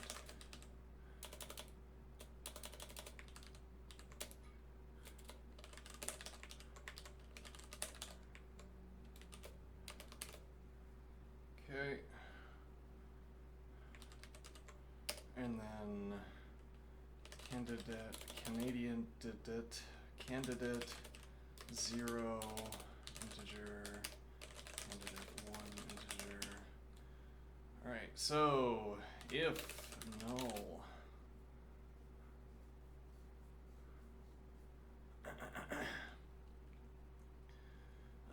tops list integer, then min of bottoms list integer, no, rather bottoms counter, tops counter, else let active top, say top integer, car tops list integer. Oh, thank you.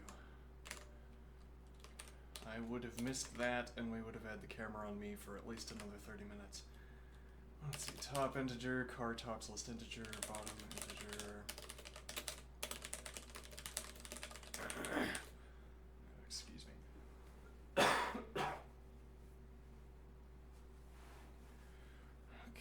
so top,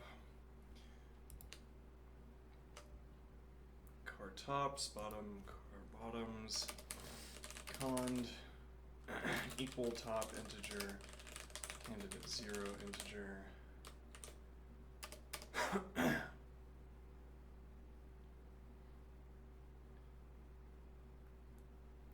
Then we will do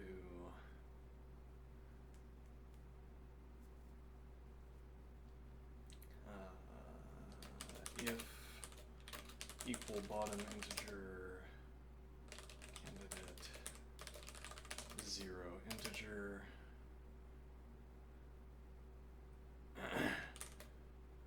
main call with 0.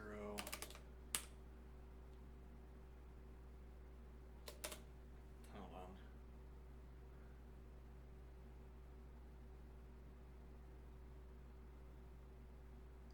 Yeah, that complicates matters. The fact that we're going to keep values from this complicates matters.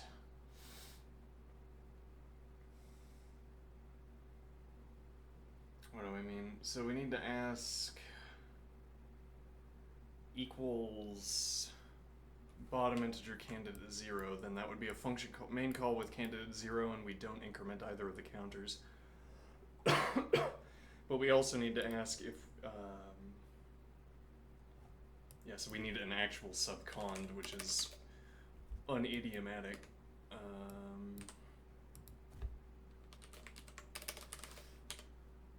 Equals bottom integer.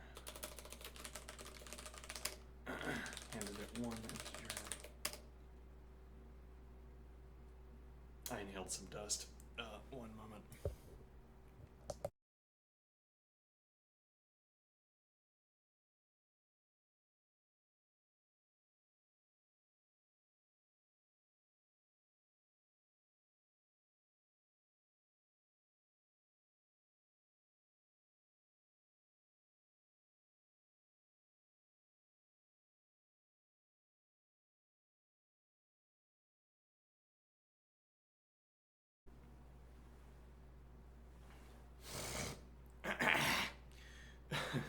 Alright, equals bottom integer, candidate one integer.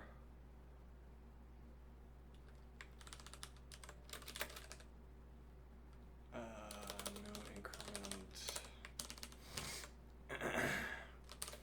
Here we call back to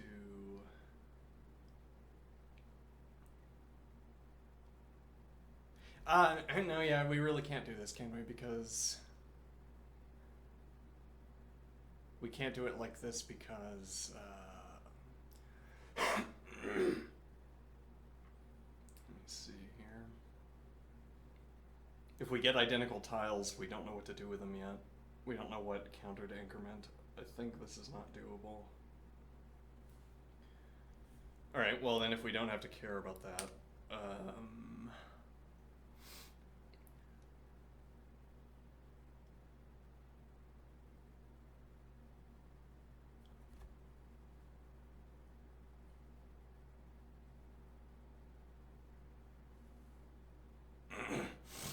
actually, funny idea of cycling through the tops list, and every time we get no.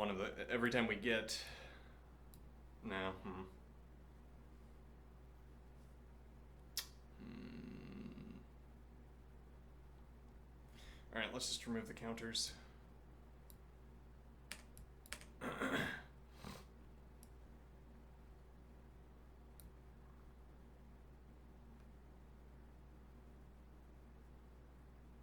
If null tops list integer, that means that candidate 0 and candidate 1 have been present in all of them. So wait, what did I decide to do in that case here? Yeah. Main function call with either. Fine. So we call list cycle function with tops.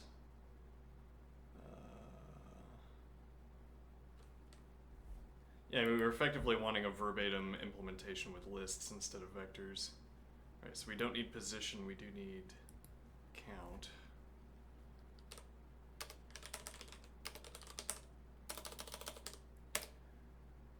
Okay, and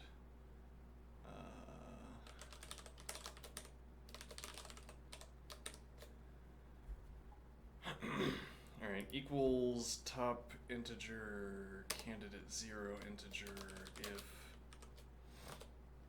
equals bottom integer candidate 1 integer, then call back the pre-sweep function with CDR of both, and then otherwise call main call with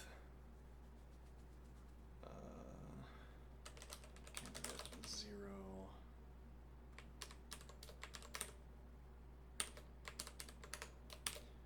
equals top integer candidate 1 integer. Okay.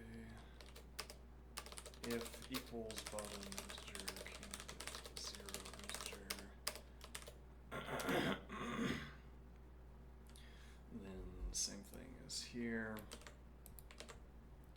Otherwise is main call one equals bottom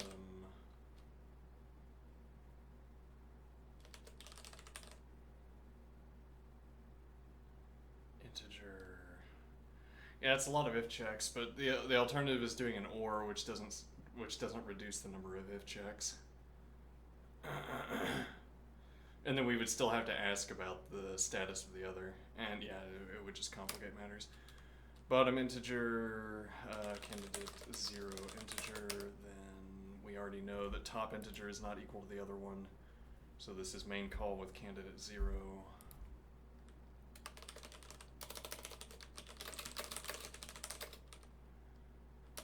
Okay. Equals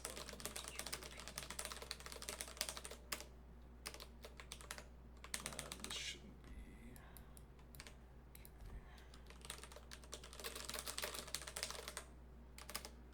Okay. Else -1.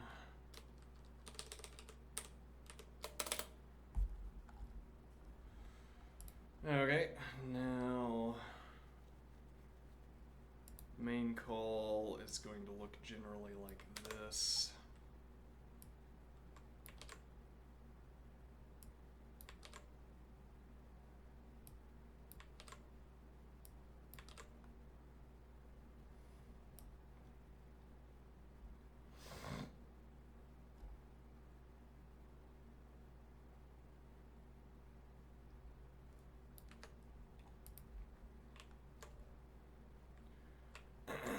So this should be 1, 0, 1,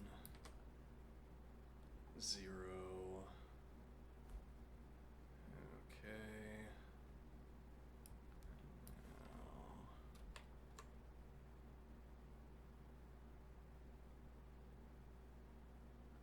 Now that all looks right. Now we will do find list cycle. Function tops list integer tops count bottoms list integer bottoms count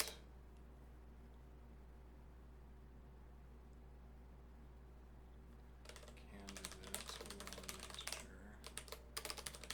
and so there's a tricky point here, which is that our motivation for creating the second implementation is to say that if I'm going to optimize one of these two functions, or if I'm going to spend time optimizing a function, we want to optimize the one that's already faster, but it's not obvious that optimizing the function that starts faster is going to produce the function that ends up faster. Could be that the optimizations that are required, or that we can perform on the vector operation, are more of a speed increase than the optimizations we can perform for the list implementation, e.g., or vice versa. So this approach is no guarantee that we end up with the fastest that we could have done with the available sort of feedstock. But okay. If null top list integer, then return min of tops count. Else let top integer car top list integer bottom integer car bottom list integer cond equals top integer. This should say critical value. Equals top integer critical value integer, then the cycle function.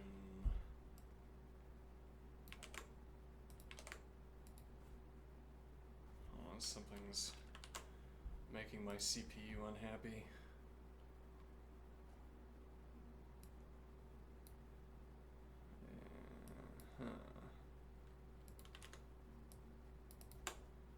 Oh, yeah, well, hold on.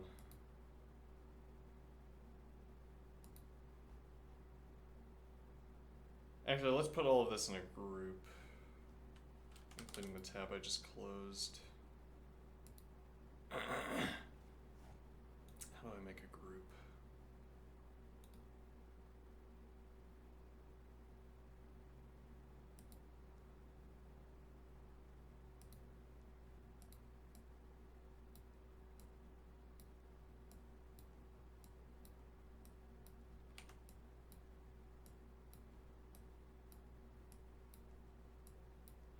Actually, we don't need. I specifically want.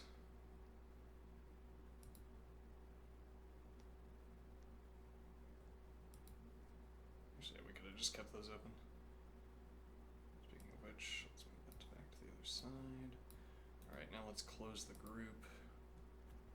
Okay, not listening to music at the moment. Alright, now back over here. List cycle function with CDR. Oops. Let's see.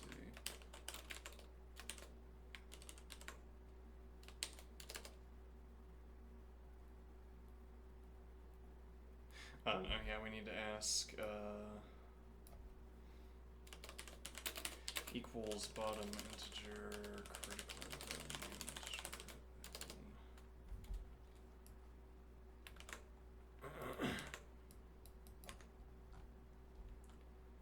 Let's see.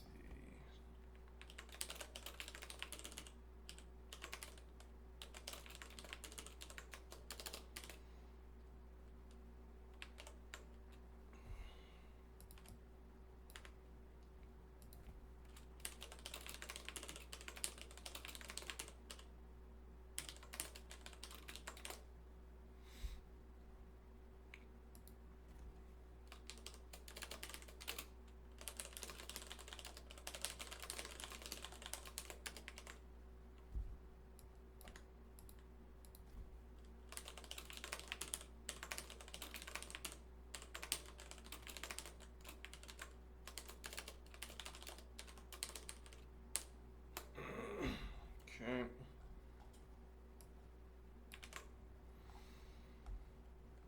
Now we call pre-sweep with tops, bottoms. Actually, it'd be CDR of both of these.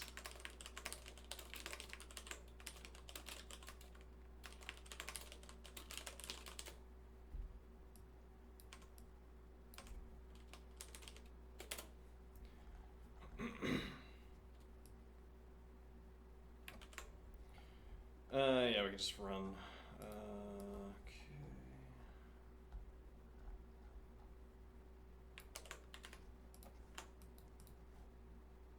Let's see.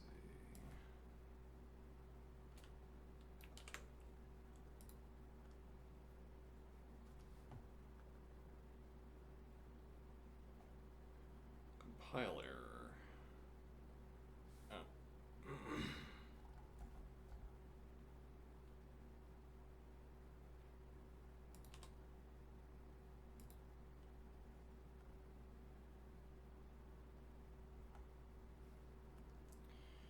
Alright, let's check it. We got 46 milliseconds with 130 megabytes before. 3 milliseconds. Okay, well. Okay. So the idea of doing this with a vector was not the right idea. But why was it such a bad idea, I wonder? Maybe just the mechanical overhead, the lattice work of constructing the vectors, the scaffolding of constructing the vector is maybe relatively expensive. I mean, we don't know anything about the test cases. Okay, now it's time to get unsafe. This piece of dust in my throat is horrible. It's not getting out of there. Alright, so let's look at unsafe ops.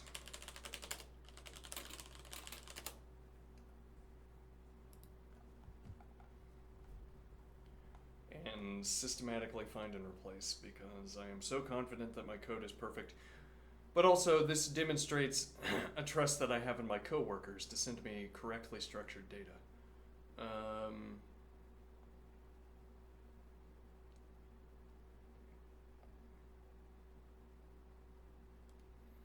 So unsafe CDR.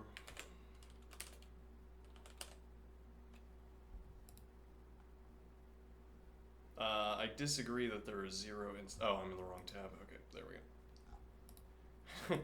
I disagree that I used 0 instances of CDR.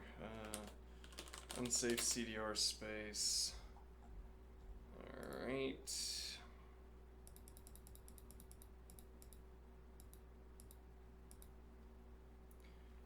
Car.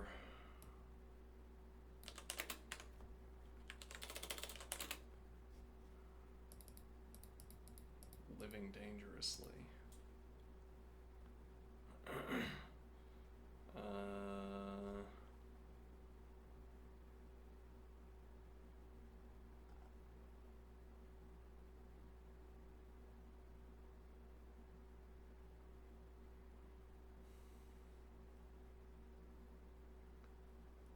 Can I have an unsafe cond, please? Let's see. Yeah, there are a lot of equality checks, so supposing we can do these with...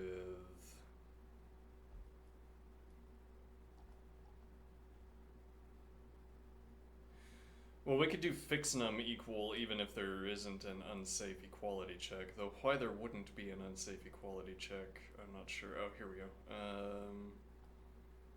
Unsafe fx equals...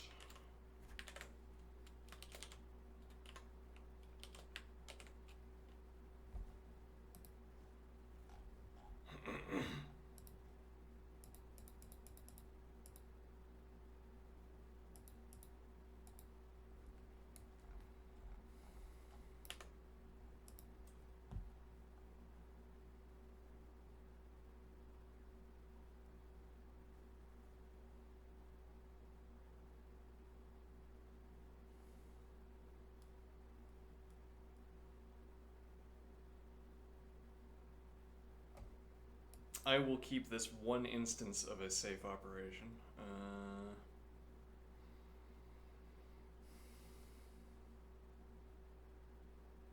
Will I, though? No. No, I just won't. Yeah, alright. Now, let's submit that and see if it gives us 0 milliseconds. Critical threshold, because then you can say this was 0 milliseconds. What about memory?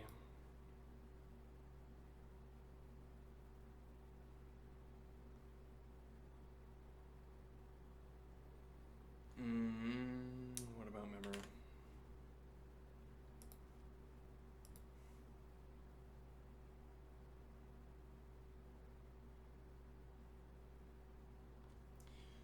Let me try, if I do define GC test function input list integer, output list integer,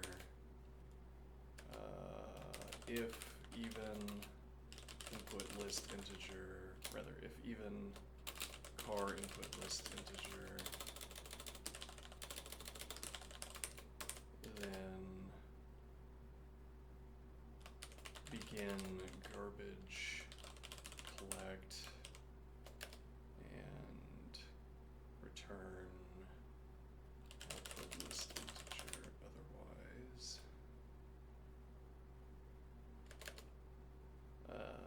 Run GC test function with list integer.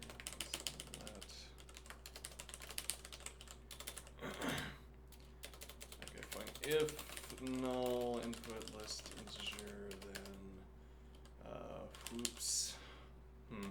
Else let active integer car input list integer. Right. If even active integer.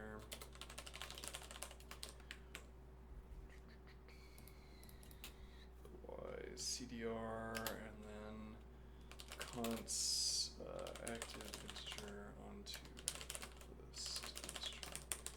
Now, can I get a GC test function on list 11111111118 10 10 10 10 10 10 10 10 10.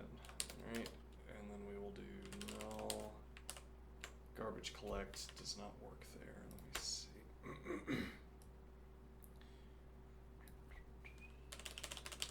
Racket garbage collection. Collect garbage, not garbage collect. Okay. Collect garbage.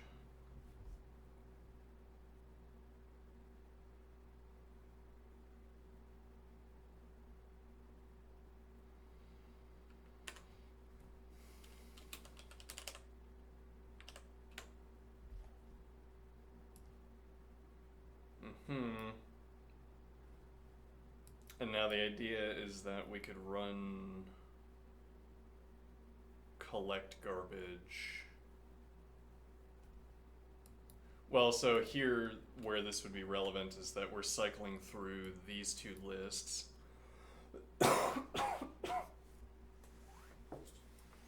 So now we can request a garbage collect prior to calling this procedure, would be the idea.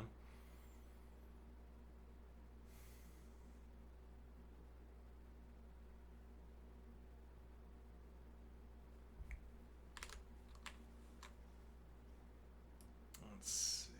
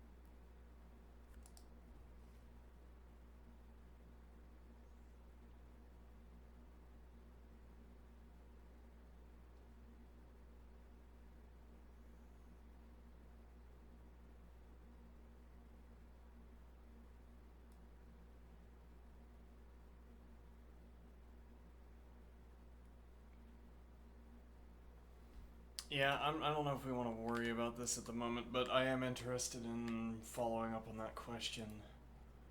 Whether it makes sense to call garbage collection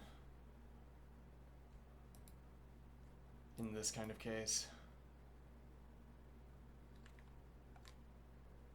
Yeah, that'll be among the follow-ups I want to ask to our interlocutor. For now, let's see if making everything dangerous has improved processing time.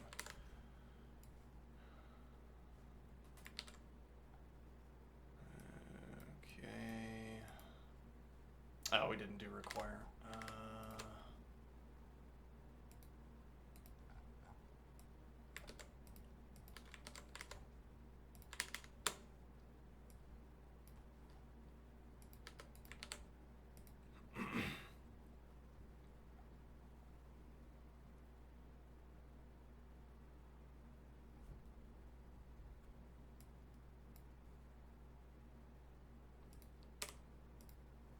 Oops.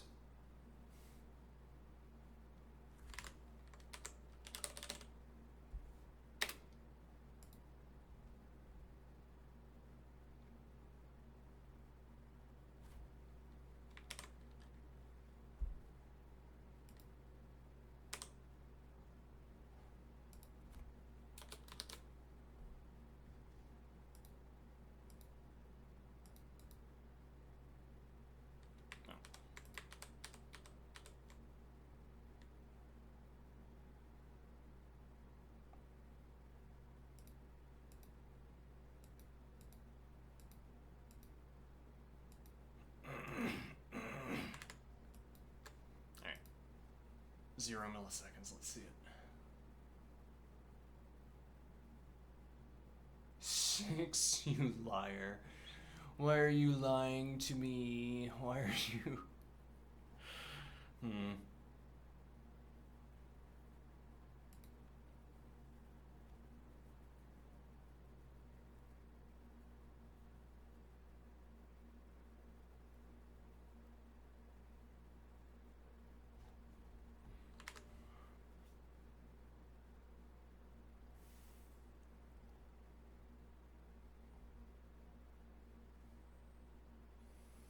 So actually, the other continuation that we want to consider here is that list cycle function can be turned into comprehension, I think. We might have to do that after lunch, or at least finish that after lunch, so that we don't have this kind of function call. Maybe. Let's see, this let definition wouldn't have to be there because the car operation would be performed by the loop. Could we do the same thing with...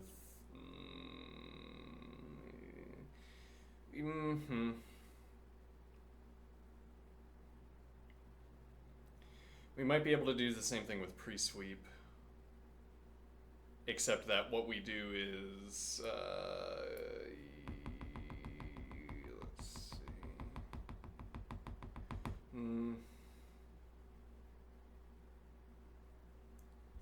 Unclear, because it's not clear how we would terminate a for loop. For cycle through tops and bottoms on the basis of candidate 0 and candidate 1.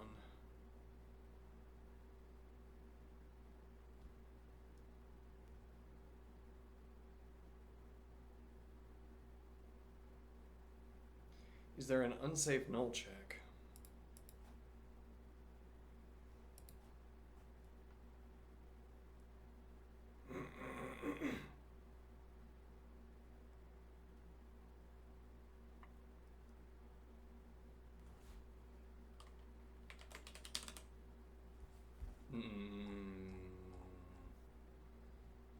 No, I don't know.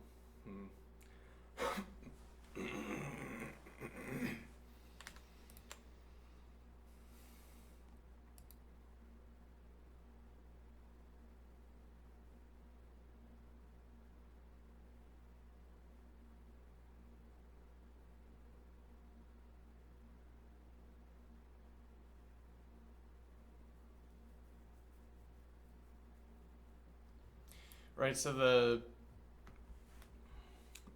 benefit of taking a length, something that we haven't considered doing in the past, the idea of taking a length of a list and then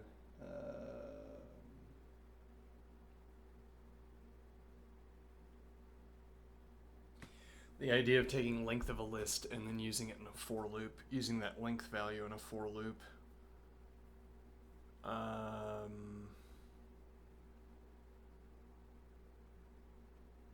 We haven't done that because, well, in part because it's an in operation, in part because, hold on 1 second.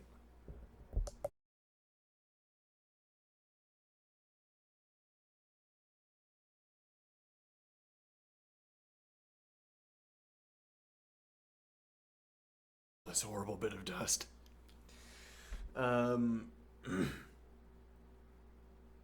We would have to have a let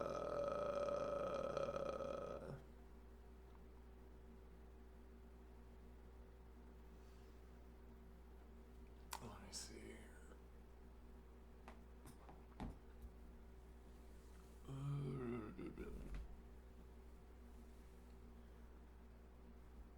Right.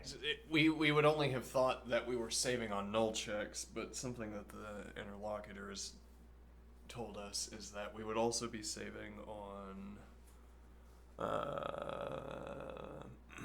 some overhead cost on tail recursion, so that instead of invoking the same procedure, we don't invoke the same procedure. No, actually, I mean, we could implement. Let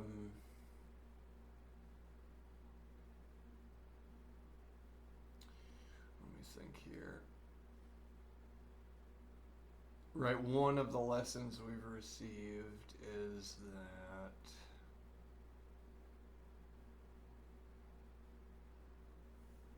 we should restructure list cycle with a local definition for the loop so that we don't have to rewrite. Yeah, but we're going to have to look at some samples of that.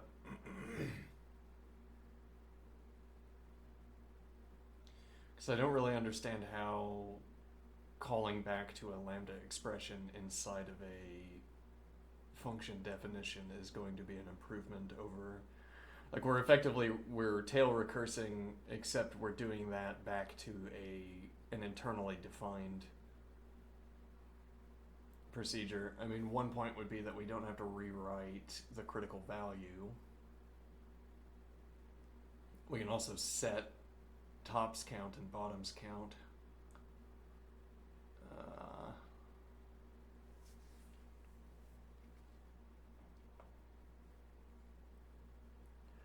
Let me see here.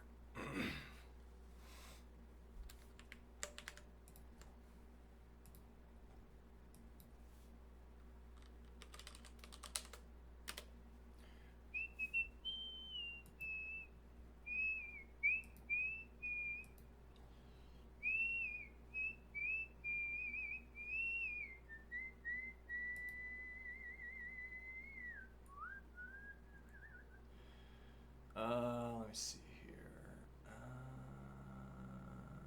Coding.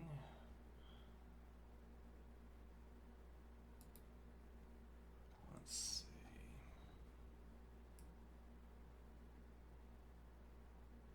Yeah, I mean, there's also the point. We might spend the 2 hours after lunch seeing what we can do with Profiler.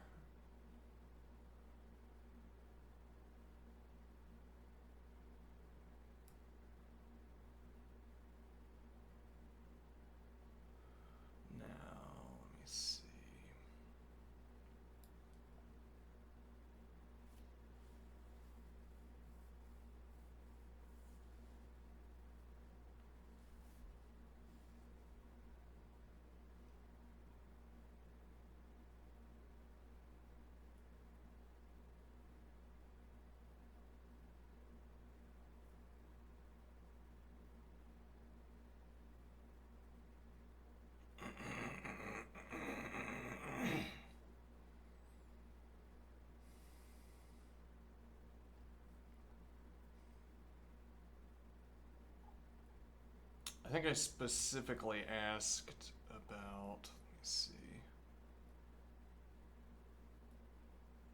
Can you explain to me the difference between the let loop construction used in this solution and the tail call structure I used? Let's see.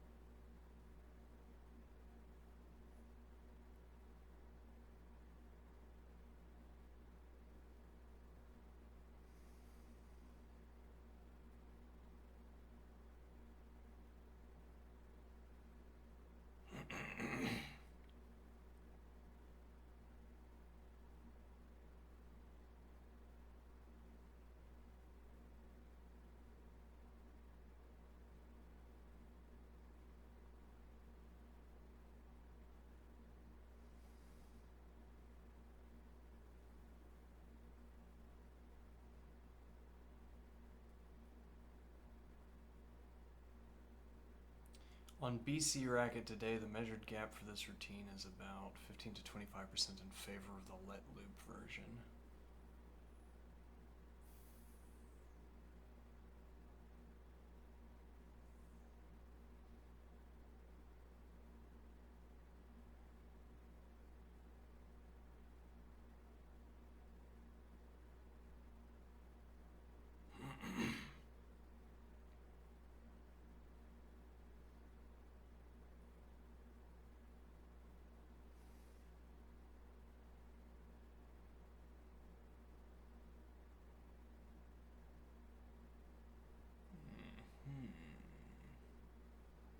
Okay. In this loop, let's see.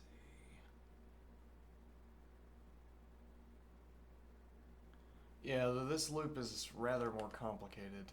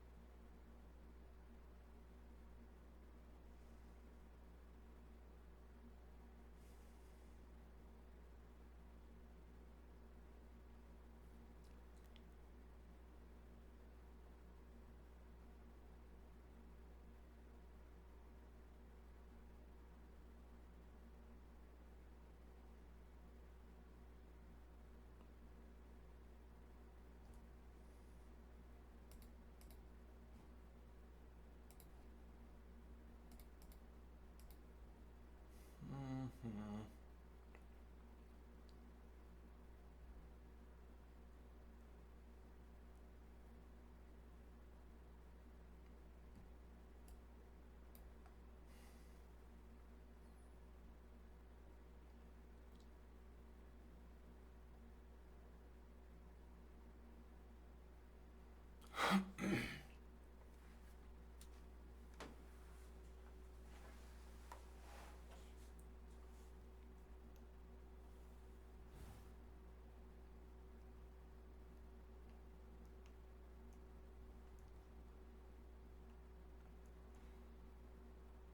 Yeah, we'll review after lunch and look at profiler. Looking into the profiler.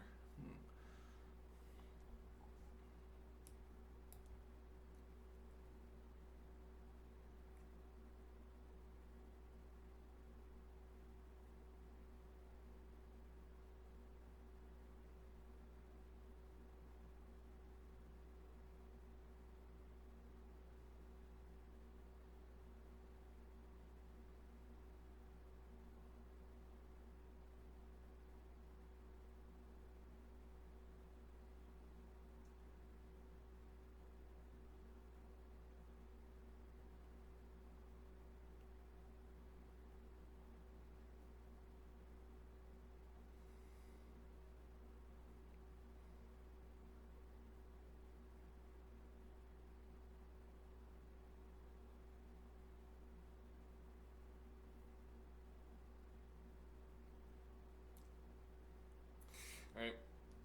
Now, because we exercised so late, the first time, there is not much of a gap between the preceding exercise segment and this one.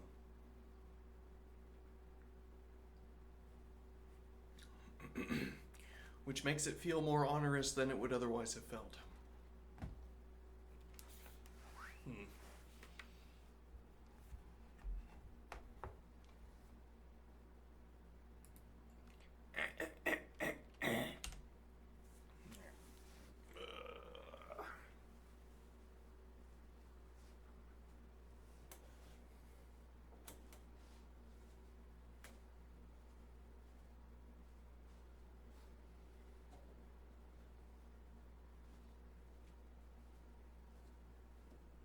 Camera's kind of lopsided.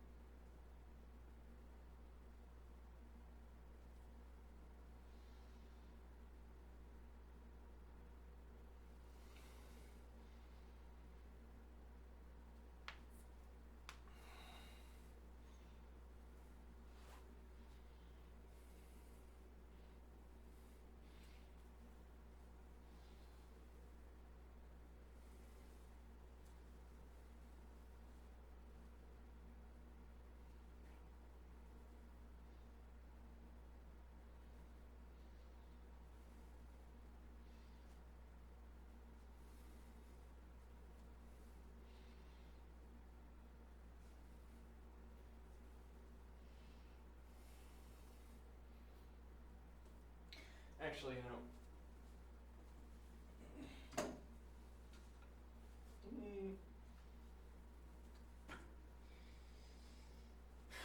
doing one set of push-ups a day is actually quite a bit of stress on the muscles in a good way, I guess.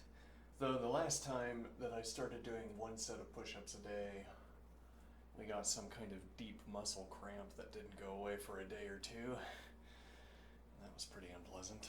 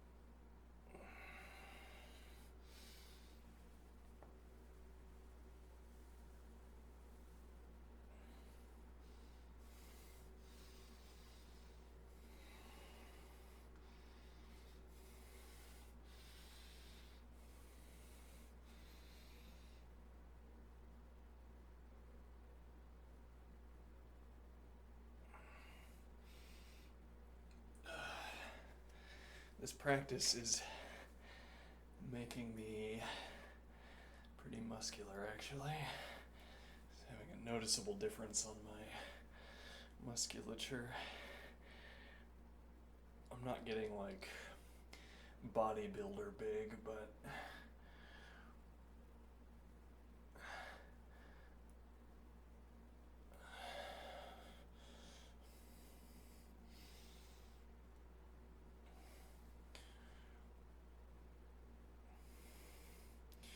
something I still not getting though is thickness of bicep. My biceps are not thick. They're tall, as it were. Don't know why. Don't know what that's about. I don't really know how to exercise, and this feels like it could be exercising the sides of the biceps, but maybe not.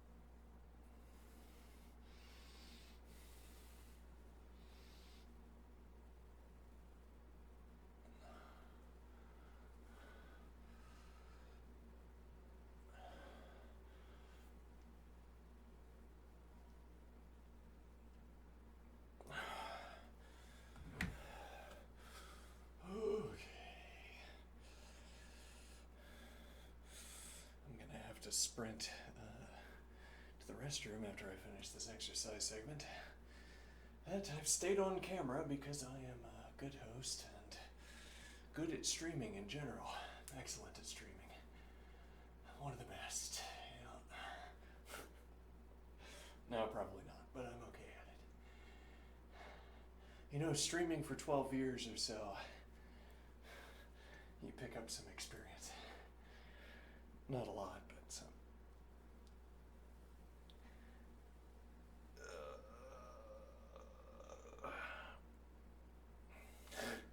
I produce exceptional content for an exceptionally niche audience.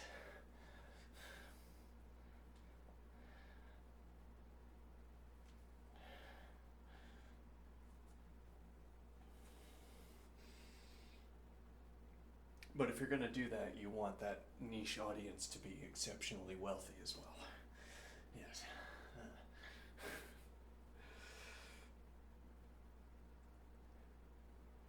All right. Now I will take my lunch break when we return. I think I might start the model theory, the drawing segment an hour early today, given that it is Friday. It'll be my Friday off, as it were. And I'll be back. See you soon. Have a good one, etc.